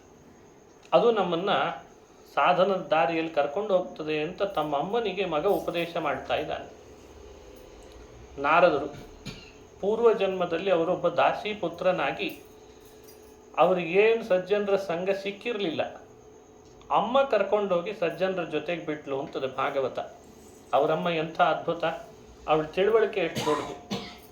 ಮನೆ ಕೆಲಸ ಮಾಡಿಕೊಂಡು ಜೀವನ ಸಾಗಿಸ್ತಾ ಇದ್ಲಂತ ಪಾಪ. ಮನೆಯಲ್ಲಿ ಪಾತ್ರೆ ತೊಳೆಯೋದು, ಇನ್ನೊಬ್ಬರ ಮನೆಗೆ ಹೋಗಿ ಕಸ ಗುಡಿಸೋದು, ಇನ್ನೊಬ್ಬರ ಮನೆಯಲ್ಲಿ ಇನ್ನೇನೋ ಕೆಲಸ. ಅವ್ರು ಕೊಟ್ಟದ್ದಿಷ್ಟು ಹಣ ತಂದು ತಾನು ತನ್ನ ಮಗನ ಸಾಕ್ಕೊಂಡು ಬದುಕ್ತಾ ಇದ್ಲು, ಹೊಟ್ಟೆ ಪಾಡು. ಅಂಥ ದಾಸಿ ಪುತ್ರನಾಗಿದ್ದಂಥ ವ್ಯಕ್ತಿ ದೇವಲೋಕ, ಅದರಲ್ಲಿ 3 ಲೋಕದೊಳಗೆ ಯಾವಾಗ ಬೇಕಾದರೂ ಎಲ್ಲಿ ಬೇಕಾದ್ರಲ್ಲಿ ಹೋಗ್ತಾ ಇವತ್ತು ನಾರಾಯಣ ನಾರಾಯಣ ಅಂತ ಅವ್ರಿಗೆ ಎಂಥ ಪಾಸ್ ಕೊಟ್ಟು H1 ವೀಸಾ ಅಂತ ಹೆಸರಿಟ್ಟಿದ್ದಾರೆ. ಈಗ ಬೇರೆ ದೇಶಕ್ಕೆ ಹೋಗ್ಲಿಕ್ಕೆ ಅಲ್ವಾ, H1 ಅಂತಾರಲ್ಲ ಅದಕ್ಕೆ. ಅವನು ಕೊಟ್ಟರೆ ಉಂಟು, ಇಲ್ಲದೇ ಇದ್ರೆ ಇಲ್ಲ ಅಂತ. ಪರದೇಶಕ್ಕೆ ಹೋಗ್ಬೇಕಾದ್ರೆ H1 ಅಂತೂ ವೀಸಾ ಮಾಡಿಟ್ಟಿದ್ದಾರೆ. ನಾರದರಿಗೆ ಎಲ್ಲೂ ವೀಸಾದ ಅವಶ್ಯಕತೆನೇ ಇಲ್ಲ ಅಂತ. ಮನಸ್ಸಿಗೆ ಬಂದಾಗ ಯಮಲೋಕಕ್ಕೆ ಹೋಗ್ತಾರೆ, ನಾರಾಯಣ ಅಂತಾರೆ. ಹಿರಣ್ಯಕಶ್ಯಪುವಿನ ಮನೆಗೆ ಬರ್ತಾರೆ, ನಾರಾಯಣ ಅಂತಾರೆ. ಒಬ್ಬರೇ ನಾರದರು. ಸೃಷ್ಟಿ ಆದಿಯಿಂದ ಹಿಡಿದು ನಾರದರ ಕಥೆಯನ್ನು ಎಷ್ಟು ಸಲ ಕೇಳಿಲ್ಲ, ಎಷ್ಟೆಷ್ಟು ಕಡೆ ಬಂದಿಲ್ಲ, ಎಂಥೆಂಥ ರಾಜರನ್ನು ಭೇಟಿಯಾದದ್ದಿಲ್ಲ. ಕಂಸನನ್ನೂ ಮಾತಾಡಿಸ್ತಾರೆ, ಹಿರಣ್ಯಕಶಿಪುನನ್ನೂ ಮಾತಾಡಿಸ್ತಾರೆ, ಆ ಕಡೆ ಇಂದ್ರದೇವರನ್ನೂ ಮಾತಾಡಿಸಿ ಬರ್ತಾರೆ. ವರುಣನ ಮನೆಗೆ ಹೋಗಿ ಅವನ್ನೂ ಮಾತಾಡಿಸ್ತಾರೆ. ಏನಪ್ಪ ವರುಣ, ಆರಾಮಿದೆಯೋ ಇಲ್ಲೋ, ಏನು ನಡೆದದೆ ನಿನ್ನ ಮನೆ ಕತಿ. ಅಷ್ಟೇ ಎಲ್ಲ ಹೋಗಿ ರಂಭೆ, ಊರ್ವಶಿ ಅವ್ರನ್ನೂ ಮಾತಾಡಿಸಿ ಬರ್ತಾರೆ. ಏನಂತಿ ರಂಭ, ಊರ್ವಶಿ. ಕುಬೇರನ ಮನೆಗೆ ಹೋಗಿ ಕುಬೇರನ ಮಕ್ಕಳನ್ನ, ನಲಕೂಬರ, ಮಣಿಗ್ರೀವರನ್ನು ಎಲ್ಲೇ ಬೇಕಾದ್ರೆ ಹೋಗ್ತಾರೆ. ಅದ್ರದ್ದು ಆಲ್ ಇಂಡಿಯಾ ಪರ್ಮಿಟ್ ಇರ್ತಂತಿರ್ತಾರಲ್ಲ, ಈಗ ಈ ವಾಹನ ಆಲ್ ಇಂಡಿಯಾ ಪರ್ಮಿಟ್ ಅಂತ, ಅದು ವೈಟ್ ಬೋರ್ಡ್ ಗಾಡಿ ಇದ್ದಂಗೆ ಅಲ್ವೇ. ಎಲ್ಲೋ ಬೋರ್ಡ ಎರಡು ಬೋರ್ಡ್, ಅದು ವೈಟ್ ಬೋರ್ಡ್ ಗಾಡಿ ಇದ್ದಂಗೆ. ನಾರದ್ರು ಎಲ್ಲ ಕಡೆ ಪರ್ಮಿಷನ್. ನಾರದ್ರಿಗೆ ಇಂಥ ದೊಡ್ಡ ಶಕ್ತಿ ಹೇಗೆ ಅಭಿವ್ಯಕ್ತಿ ಆಯಿತು? ದಾಸಿ ಪುತ್ರನಾದಾಗ ಆ ದಾಸಿ ಅವ್ರ ಊರಿಗೆ ಬಂದಂಥ 4 ಜನ ಯತಿಗಳ ಸನ್ನಿಧಿಗೆ ಅವರನ್ನು ಬಿಟ್ರಂತ. ನೀವು ಹೋಗಿ ಅವ್ರ ಸೇವೆ ಮಾಡ್ಕೊಂಡು ಇದ್ಬಿಡು ಅಂತ. ಆ ಸಜ್ಜನರ ಸಂಘ ಇವತ್ತು ನಾರದರಂಥ ವ್ಯಕ್ತಿಯನ್ನು ಸಮಾಜಕ್ಕೆ ಕೊಡ್ತು ಅಂತ ಭಾಗವತ ಹೇಳ್ತದೆ. ಸಜ್ಜನರು ಅಂದರೆ ಬಹಳ ವಿಶೇಷ. ಅದು ನಾವೆಲ್ಲ ಸಾಣೆ ಕಲ್ಲಿದ್ದ ಹಾಗೆ, ಸಜ್ಜನರು ಅಂದರೆ ಗಂಧದ ಕೊರಳಿದ್ದ ಹಾಗೆ. ಈ ಸಾಣೆ ಕಲ್ಲಿನೊಳಗೇನು ಸುಗಂಧ ಇರಲ್ಲ, ಕಲ್ಲಿನಲ್ಲಿ ಎಲ್ಲಿದೆ ಬರಬೇಕು ಸುಗಂಧ? ಅದನ್ನು ಚೈದು ಕೊನೆಗೆ ಗಂಧದ ಕೊರಳಿನಲ್ಲಿರುವಂಥ ಸುಗಂಧ ಪರಿಮಳ ಎಲ್ಲ ಸಾಣೆ ಕಲ್ಲಿಗೂ ಅಂಟುಕೊಡ್ತದೆ. ನೋಡಿದರೆ ಇದು ಸುಗಂಧ ಕೊಡ್ತಿದೆಯೋ ಅದು ಸುಗಂಧ ಕೊಡ್ತಿದೆಯೋ ಅಂತ ಅನ್ನಿಸ್ತದೆ. ಹಾಗೆ ನಾವೆಲ್ಲ ಕಲ್ಲು. ಸಜ್ಜನರ ಗಂಧದ ಕೊರಳಿನ ಸಹವಾಸ ನಮಗಾದರೆ ಅದರ ಪ್ರಭಾವದಿಂದ ನಾವು ಕೂಡ ಒಂದಿಷ್ಟು ಜ್ಞಾನ, ಭಕ್ತಿ, ವೈರಾಗ್ಯ, ವಿನಯ, ಹೇಗಿರಬೇಕು ಹೇಗಿರಬಾರ್ದು ಎಲ್ಲ ಕಲೀಲಿಕ್ಕೆ ಅವಕಾಶ ಇದೆ. ಅದನ್ನು ಕಪಿಲ ದೇವಹೂತಿಗೆ ಉಪದೇಶ ಮಾಡಿದ ಅಂತ ಪುರಾಣ ಹೇಳ್ತದೆ. 4ನೇ ಸ್ಕಂದ ಭಾಗವತದಲ್ಲಿ ಮಹಾನುಭಾವನಾದ ಧ್ರುವ, ಅವನು ಇದೇ ನಾರದರಿಂದ ಉಪದೇಶ ಮಾಡಿಸ್ಕೊಂಡ 12 ಅಕ್ಷರದ ಮಂತ್ರವನ್ನು. ಓಂ ನಮೋ ಭಗವತೆ ವಾಸುದೇವಾಯ. ಮಂತ್ರಕ್ಕೆ ಎಂಥ ಶಕ್ತಿ ಇದೆ, ಮಂತ್ರ ಕೊಟ್ಟಂಥ ನಾರದರ ಆಶೀರ್ವಾದದ ಶಕ್ತಿ ಅಂಥದ್ದು. ಅವರಮ್ಮ ಸುನೀತಾ ಅಂತ, ಅವಳ ಹೆಸರು ಸುನೀತಾ ಅಂತಂತಾರೆ, ಸುನೀತಿ ಅಂತ ಹೇಳು ಇದೆ. ಅವಳು ಬೋಧಿಸಿದಂಥ ನೀತಿ ಎಂಥದ್ದು. ಈ ಧ್ರುವಕುಮಾರನೊಳಗಿದ್ದಂಥ ಛಲ ಎಂಥದ್ದು. ನಮ್ಮ ಬದುಕಿನಲ್ಲಿ ನಾವು ಒಂದನ್ನು ಪಡಿಬೇಕು ಅಂತ ಆಸೆ ಪಟ್ವಿ, ಆದರೆ ಪಡಿಲಿಕ್ಕೆ ನಮ್ಮ ಶಕ್ತಿ ಸಾಲಲ್ಲ. ಏನೋ ಪಡಿಬೇಕಿದೆ, ಆದರೆ ಪಡಿಲಿಕ್ಕೆ ನಮ್ಮ ಶಕ್ತಿ ಸಾಲಲ್ಲ. ಅದಕ್ಕೆ ಧ್ರುವ ಸ್ಫೂರ್ತಿ. ಅವನೇನು ಅನ್ಕೊಂಡ, ನಮ್ಮಪ್ಪ ಆಳ್ತಿದ್ದ ಸಿಂಹಾಸನ ನನಗೆ ಬೇಕು ಅಂದ. ನಮ್ಮ ತಂದೆ ಯಾವ ಸಿಂಹಾಸನದಲ್ಲಿ ಕುಳಿತು ಆಡಳಿತ ನಡೆಸ್ತಾನೆ ಅದೇ ಸಿಂಹಾಸನವನ್ನು ನಾನು ಪಡಿಬೇಕು ಅಂತ ಅನ್ಕೊಂಡ. ತೊಡಕಾದವಳು ಸುರುಚಿ ಅಂತ ಮಲತಾಯಿ, ನೀನ್ಯಾಕೆ ಕೂಡ್ತಿ, ಸಿಂಹಾಸನದಲ್ಲಿ ಕೂಡಬೇಡ ಅಂತ. ಅವತ್ತೇ ಶಪಥ ಮಾಡಿದ, ಈ ಸಿಂಹಾಸನದಲ್ಲಿ ಕೂಡೋದೆ ಅಂದ, ಈ ಕೂತು ರಾಜ್ಯ ಆಳೋದೆ ಅಂತಂದ. ಭಾಗವತ ಎಂಥೆಂಥ ಕಥೆಗಳನ್ನು ಹೇಳ್ತದೆ. ಅದಕ್ಕೆ ಸಣ್ಣ ವಯಸ್ಸು ಪಾಪ, ಒಳಗಡೆಯಲ್ಲಿ ಆ ಸಿಂಹಾಸನ ಬೇಕು ಅಂತ ಆಸೆ ಹುಟ್ಟಿದೆ. ಅಮ್ಮ ಹೇಳ್ಕೊಟ್ಲಂತೆ, ಸಿಂಹಾಸನದಲ್ಲಿ ಕೂಡಬೇಕಾದ್ರೆ ನಿನ್ನ ಶಕ್ತಿ ಸಾಲ್ತಾ ಇಲ್ಲ, ದೇವರನ್ನ ಮೊರೆ ಹೋಗು, ಸಿಂಹಾಸನ ಕೊಡಿಸ್ತಾನೆ ಅಂತಂದ್ಲಂತೆ. ಆಯಿತು ಅಂತ ಕಾಡಿಗೆ ಬಂದ. 6 ತಿಂಗಳು ತಪಸ್ಸು ಮಾಡಿದ. ಓಂ ನಮೋ ಭಗವತೆ ವಾಸುದೇವಾಯ ಅಂತ ಮಂತ್ರ ಜಪಿಸಿದ. 6 ತಿಂಗಳಿಗೆ ಭಗವಂತ ಎದುರುಗಡೆಗೆ ಬಂದು ನಿಂತ್ಕೊಂಡಂತೆ. ಏನಪ್ಪ ಧ್ರುವ, ತಪಸ್ಸು ಮಾಡ್ತಾ ಇದ್ದಿ, ನಿನಗೇನು ಬೇಕು? ಇಲ್ಲ ಸಿಂಹಾಸನ ಬೇಕು. ಆಯ್ತು ಸಿಂಹಾಸನ ತಗೋ. 36,000 ವರ್ಷ ಅಖಂಡ ಭೂಮಂಡದ ರಾಜನಾಗು ಅಂತ ವರ ಕೊಟ್ಬಿಟ್ಟ ಅಂತದೆ ಭಾಗವತ. ಭಾಗವತದ ಕಥೆಯನ್ನು ಕೇಳುವಾಗ ರೋಮಾಂಚನ ಆಗ್ತದೆ, ನಿಮಗೆ ಆಶ್ಚರ್ಯ ಆಗ್ತದೆ. ಭಾಗವತದಲ್ಲಿ ನರಕದ ಬಗ್ಗೆ ಹೇಳಿದ್ದು ಬಹಳ ಕಡಿಮೆ. ಪಾಪ ಹಾಗೂ ನರಕದ ಬಗ್ಗೆ 5ನೇ ಸ್ಕಂದದಲ್ಲಿ ಅಲ್ಲಲ್ಲಿ ಹೇಳ್ತದೆ ಒಂದಿಷ್ಟು, ಇಂಥಿಂಥ ಪಾಪಗಳನ್ನು ಮಾಡಿದರೆ ಇಂಥಿಂಥ ನರಕಗಳು ಅಂತ ಅಲ್ಲಲ್ಲಿ ಹೇಳ್ತದೆ. ಅದು ನಮಗೆ ಭಯಪಡಿಸ್ಲಿಕ್ಕೆ ಹೇಳಿದೆ ಅಂತ ಅಷ್ಟೇ ತಿಳ್ಕೊಳ್ಬಾರ್ದು. ಸಾಧ್ಯವಾದಷ್ಟು ಮನುಷ್ಯರಾಗ್ರಿ ಅಂತ ಹೇಳಿಕ್ಕೆ ಹೇಳಿದ್ದಷ್ಟೇ. ಮಾನವರಾಗಬೇಕು, ಆಮೇಲೆ ಧಾರ್ಮಿಕರು, ಆಮೇಲೆ ದೇವತ್ವ ಪಡಿಬೇಕು. ಮನುಷ್ಯ ತಪ್ಪನ್ನು ಮಾಡೋದು ಬೇಡ ಅನ್ನೋದಕ್ಕಿಂತ ಮಾಡಿದ ತಪ್ಪಿಗೆ ಪಶ್ಚಾತ್ತಾಪ ಪಡೋದಿದೆಯಲ್ಲ, ಅದು ಬಹಳ ವಿಶೇಷ. ಭಾಗವತ ಅದನ್ನು ನಿರೀಕ್ಷೆ ಮಾಡ್ತದೆ.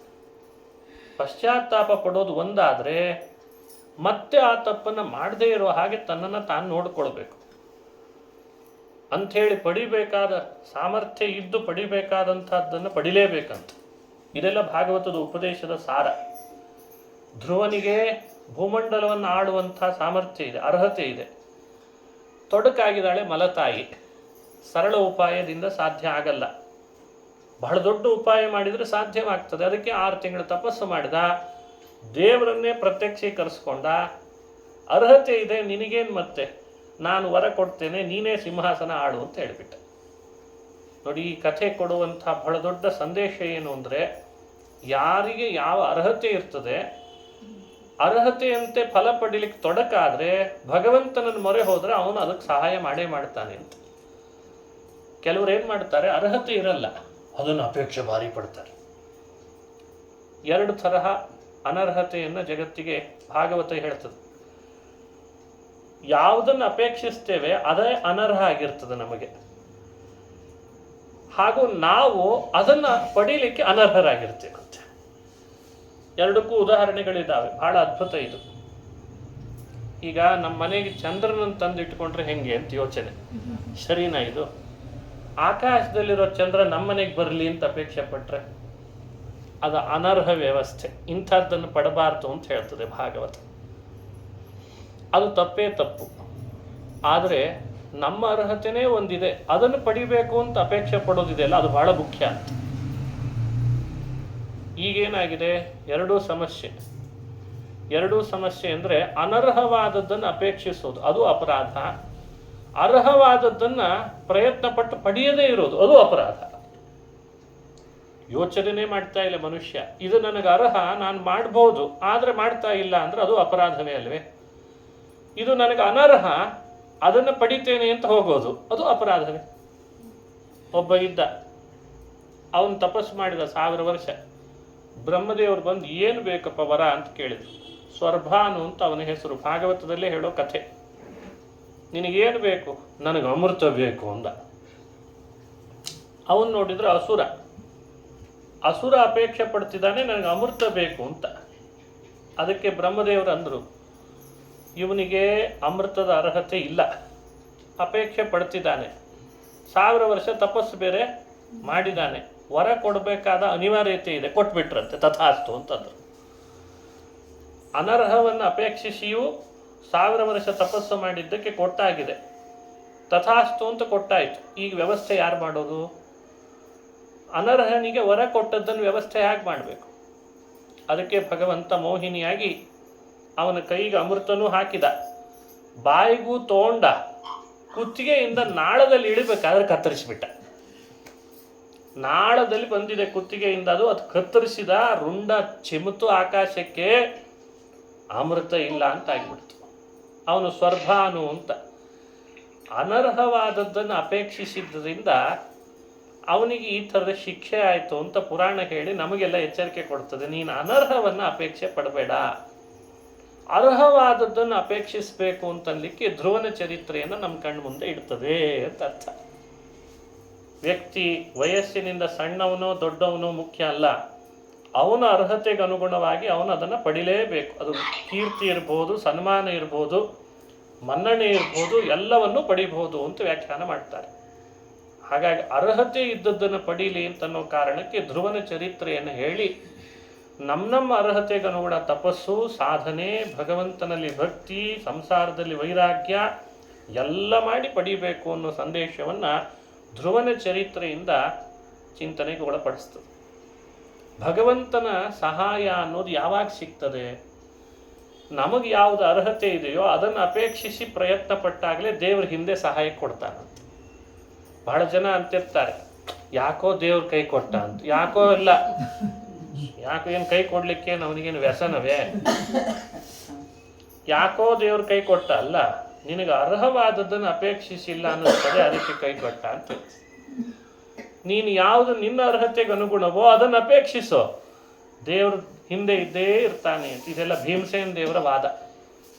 ಹಾಗಾಗಿ ಭಾಗವತ ನಮಗೆ ಕೊಡುವ ಸಂದೇಶ, ನಮಗೆ ಯಾವುದು ಅರ್ಹವೋ ಅದನ್ನು ನಾವು ಅಪೇಕ್ಷಿಸಿ ಸಾಧನೆ ಮಾಡಿ ಪಡೀಲಿಕ್ಕೆ ಹೊರಟ್ರೆ ಭಗವಂತ ವರ ಕೊಟ್ಟು ಅನುಗ್ರಹಿಸ್ತಾನೆ ಅಂತನೋ ವಿಶೇಷ ಸಂದೇಶವನ್ನು ಧ್ರುವನ ಚರಿತ್ರೆಯಿಂದ ಪುರಾಣ 4ನೇ ಸ್ಕಂದದಲ್ಲಿ ತಿಳಿಸ್ತದೆ. 5ನೇ ಸ್ಕಂದ ಶ್ರೀಮದ್ ಭಾಗವತದಲ್ಲಿ ಭರತ ಅಂತ ಒಬ್ಬ ರಾಜನ ಕಥೆ ಹೇಳ್ತದೆ. ನಾವೆಲ್ಲ ಈಗೇನು ಅನುಭವಿಸ್ತೇವೆ ಅದು ಒಂದೇ ಜನ್ಮದ್ದಲ್ಲ, ಅನೇಕ ಜನ್ಮಗಳಲ್ಲಿ ನಾವು ಮಾಡಿದ್ದನ್ನು ಬೇರೆ ಬೇರೆ ಜನ್ಮಗಳಲ್ಲಿ ಅದನ್ನು ದೇವರು ಕೊಟ್ಟಾಗ ಅನುಭವಿಸ್ಬೇಕಂತ. ಅದಕ್ಕೆ ಭರತನ ಕಥೆಯನ್ನು ನಮ್ಮ ಕಣ್ಣು ಮುಂದಿಟ್ಟು ಅವನು ಮಾಡಿದ ಉಪದೇಶವನ್ನು ತಿಳಿಸಿ ಭಾಗವತ ನಮ್ಮನ್ನು ಜ್ಞಾನಿಯಾಗಲಿ ಅಂತ ಕರೆ ಕೊಡ್ತದೆ. ಎಷ್ಟೋ ಮನುಷ್ಯ ಜ್ಞಾನಿಯಾಗಲಿ ಅಂತಂದರೆ ಕೆಲವ್ರಿಗೆ ಹೆದರಿಕೆನೇ ಆಗಿಬಿಡ್ತದೆ. ಏನೋ ಪುರಾಣ ಹೇಳಲಿಕ್ಕೆ ಬಂದ ಆಚಾರ್ಯರು ನಮ್ಮನ್ನು ಜ್ಞಾನಿಯಾಗಲಿ ಅಂತಂತಿದ್ದಾರೆ, ದಿನ ಬೆಳಗಾದ್ರೆ ಆಫೀಸ್ನಲ್ಲಿ ಬಯಸ್ಕೊಳ್ಳೋದಿರ್ತದೆ ನಮ್ಮದು.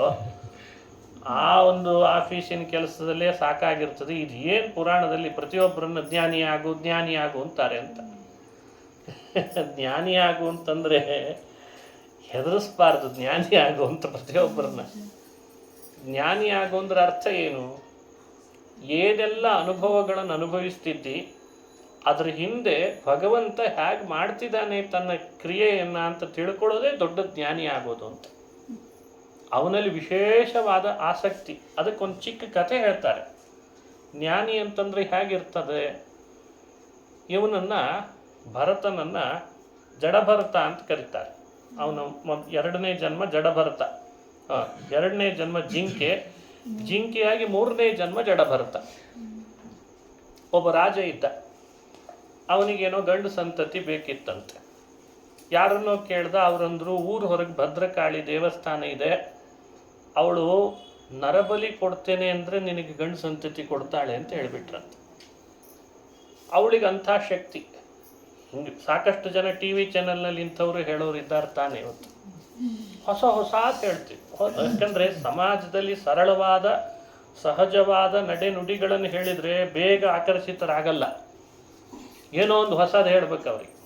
ನಾಳೆ ಯಾವ ವಾರ ಅಂತ ಕೇಳಬೇಕು ಬಂದವರಿಗೆ. ಸಮಸ್ಯೆ ಹೇಳ್ಕೊಂಡು ಬಂದಿರ್ತಾರೆ.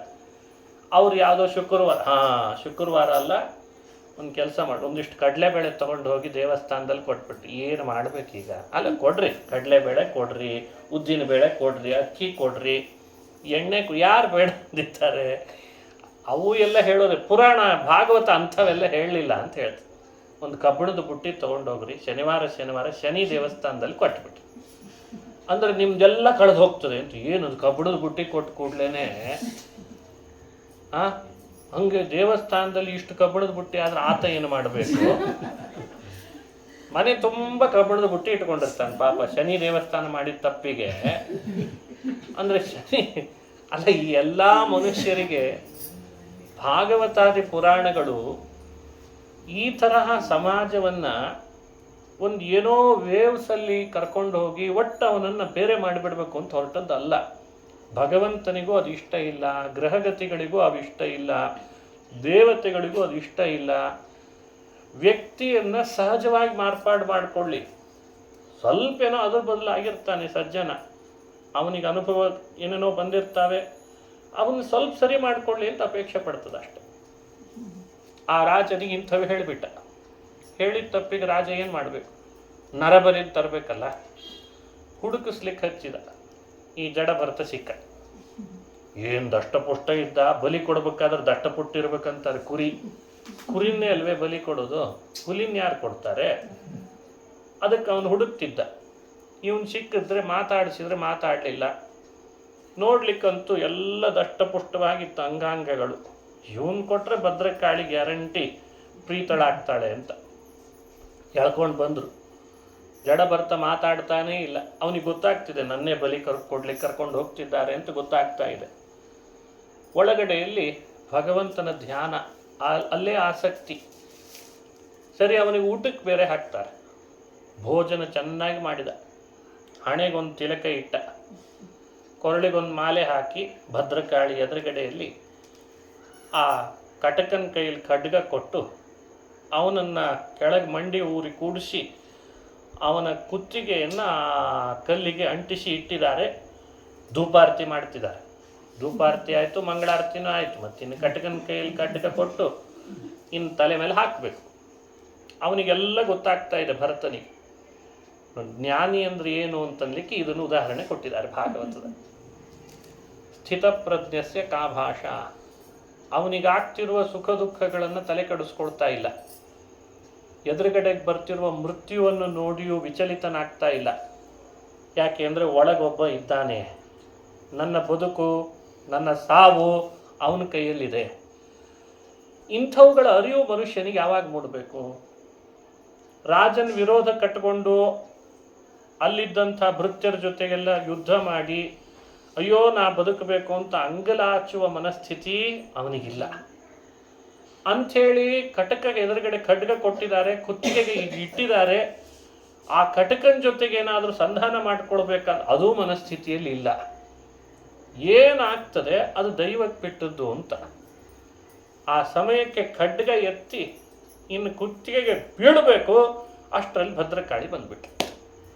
ಭದ್ರಕಾಳಿ ಬಂದು ಪ್ರಕಟಳಾಗಿ ತನ್ನ ಕೈಯಲ್ಲಿದ್ದ ಆಯುಧಗಳನ್ನೆಲ್ಲ ಬಳಸಿ ರಾಜಭೃತ್ಯರ ರುಂಡವನ್ನು ಚೆಂಡಾಡಿ ಬಲಿ ಕೊಡಲಿಕ್ಕೆ ಅಂತಿದ್ದ ಕಟಕನನ್ನು ತಳ್ಳಿ ಕೆಳಗೆ ಬೀಳಿಸಿ ಅವನನ್ನು ಕೊಂದು ರಾಜನ ರುಂಡವನ್ನು ಬಲಿ ತಗೊಂಡ್ಬಿಟ್ಲ. ಇಂಥ ಸಂಭ್ರಮ ಆಗೋಯ್ತು. ಉಳಿದವನು ಯಾರು ಅಂದ್ರೆ ಇವನೊಬ್ಬನೇ ಅಂತೆ ಭದ್ರಕಾಳಿ ದೇವಸ್ಥಾನದಲ್ಲಿ. ಅವನನ್ನು ಕಳಿಸಿಬಿಟ್ಲು. ಮಗುನ ಕಳಿಸಿದಾಗೆ ಹೋಗಿ ಮಗು ನಿನಗೇನು ಮಾಡಲ್ಲ ನಾನು ಅಂತ ಕಳಿಸಿಬಿಟ್ಟಿದ್ದಾರೆ. ಈ ಕಥೆಯನ್ನು ಭಾಗವತ ಶುಕಾಚಾರ್ಯರ ಮೂಲಕ ಪರೀಕ್ಷಿತನಿಗೆ ಹೇಳಿತು ಅಂತ ಹೇಳ್ತದಲ್ಲ, ಏನು ಉದ್ದೇಶ ನೋಡಿ. ಇಂಥ ಕಥೆಗಳನ್ನು ಇಂಟರ್ಪ್ರಿಟೇಟ್ ಮಾಡೋರು ಬಹಳ ಎಚ್ಚರಿಕೆ ಇರಬೇಕು. ಈ ಕಥೆ ನಡೆದಿದೆ ಅಂತ ಹೇಳಿ ತಿಳ್ಕೊಳ್ಬೇಕಾಗಿಲ್ಲ. ವಾಸ್ತವಿಕವಾಗಿ ಪುರಾಣಗಳು ಕೆಲವು ಕಥೆಗಳನ್ನ ಹೇಳೋದ್ರ ಮೂಲಕ ಬಹಳ ಮುಖ್ಯವಾದ ಸಂದೇಶವನ್ನು ನಮಗೆ ಕೊಡಬೇಕು ಅಂತ ಅಪೇಕ್ಷೆ ಪಡ್ತದೆ. ಕೆಲವರು ಏನು ಮಾಡ್ತಾರೆ, ಹಾಗಾದ್ರೆ ಆ ಕಾಲದಲ್ಲಿ ಬಲಿ ಕೊಡ್ತಿದ್ರ ಆಚಾರ್ಯ ಅಂತ ಈ ದೃಷ್ಟಿ ಹೋಗ್ತಾರೆ.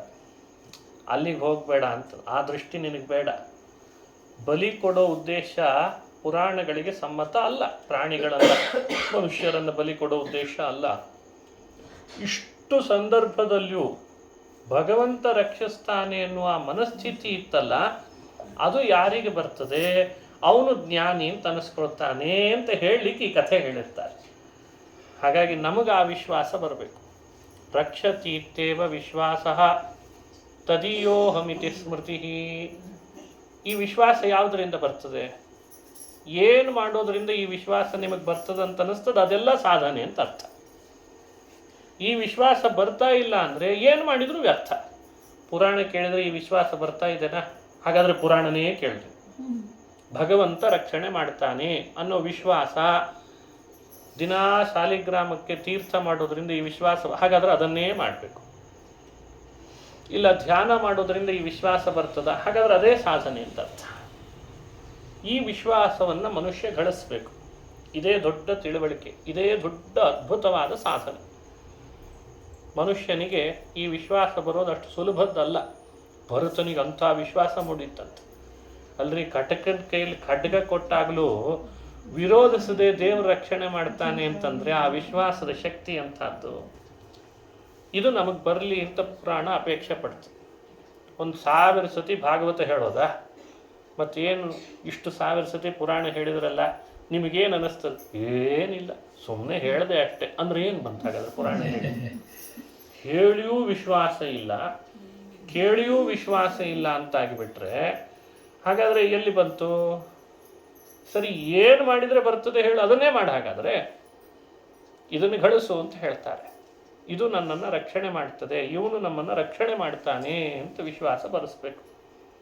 ಅದು 5ನೇ ಸ್ಕಂದದಲ್ಲಿ ಬರುವ ಭರತನ ಉಪಾಖ್ಯಾನದಿಂದ ಮನುಷ್ಯ ಜ್ಞಾನಿ ಆಗಬೇಕು ಅಂದರೆ ದೇವರಲ್ಲಿ ಅತಿಶಯಿತವಾದ ವಿಶ್ವಾಸವನ್ನು ತಾನು ಪಡ್ಕೊಳ್ಳಿ ಅನ್ನೋ ಸಂದೇಶವನ್ನು ಪುರಾಣ ಕೊಡ್ತದೆ. ಇನ್ನು ಮುಂದುವರೆದಂಥ 6ನೇ ಸ್ಕಂದದ ಕಥೆ. ಇಂಥ ವಿಶ್ವಾಸಿ ಆಗಬೇಕು ಅನ್ನೋದು ಒಂದಾದರೆ ಹರಿಸ್ಮರಣೆಯಲ್ಲಿ ಸದಾ ರತನಾಗಬೇಕು. ಹರಿನಾಮ ಕೀರ್ತನೆ ಮಾಡಬೇಕು. ಹರಿಯ ಪದ್ಯಗಳನ್ನು ಹಾಡಿ ಹೊಗಳಬೇಕು. ಅದರ ಲಾಭ ಬಹಳ. ಅದಕ್ಕಾಗಿ ಅಜಾಮಿಳ ಅನ್ನೋ ಒಂದು ಕಥೆ ಹೇಳಿ ಸಾಧ್ಯವಾದರೆ ನಾವು ಕೂಡ ಸದಾ ಭಗವನ್ನಾಮರತರಾಗಲಿ ಅಂತ ಭಾಗವತ ಕರೆ ಕೊಡುತ್ತದೆ. ಅದನ್ನು ನಾಳೆ ದಿವಸ ಮುಂದುವರಿಸೋಣ ಅಂತ ಹೇಳ್ತಾ ಶ್ರೀಕೃಷ್ಣಾರ್ಪಣಮಸ್ತು. ಹರಯೇ ನಮಃ.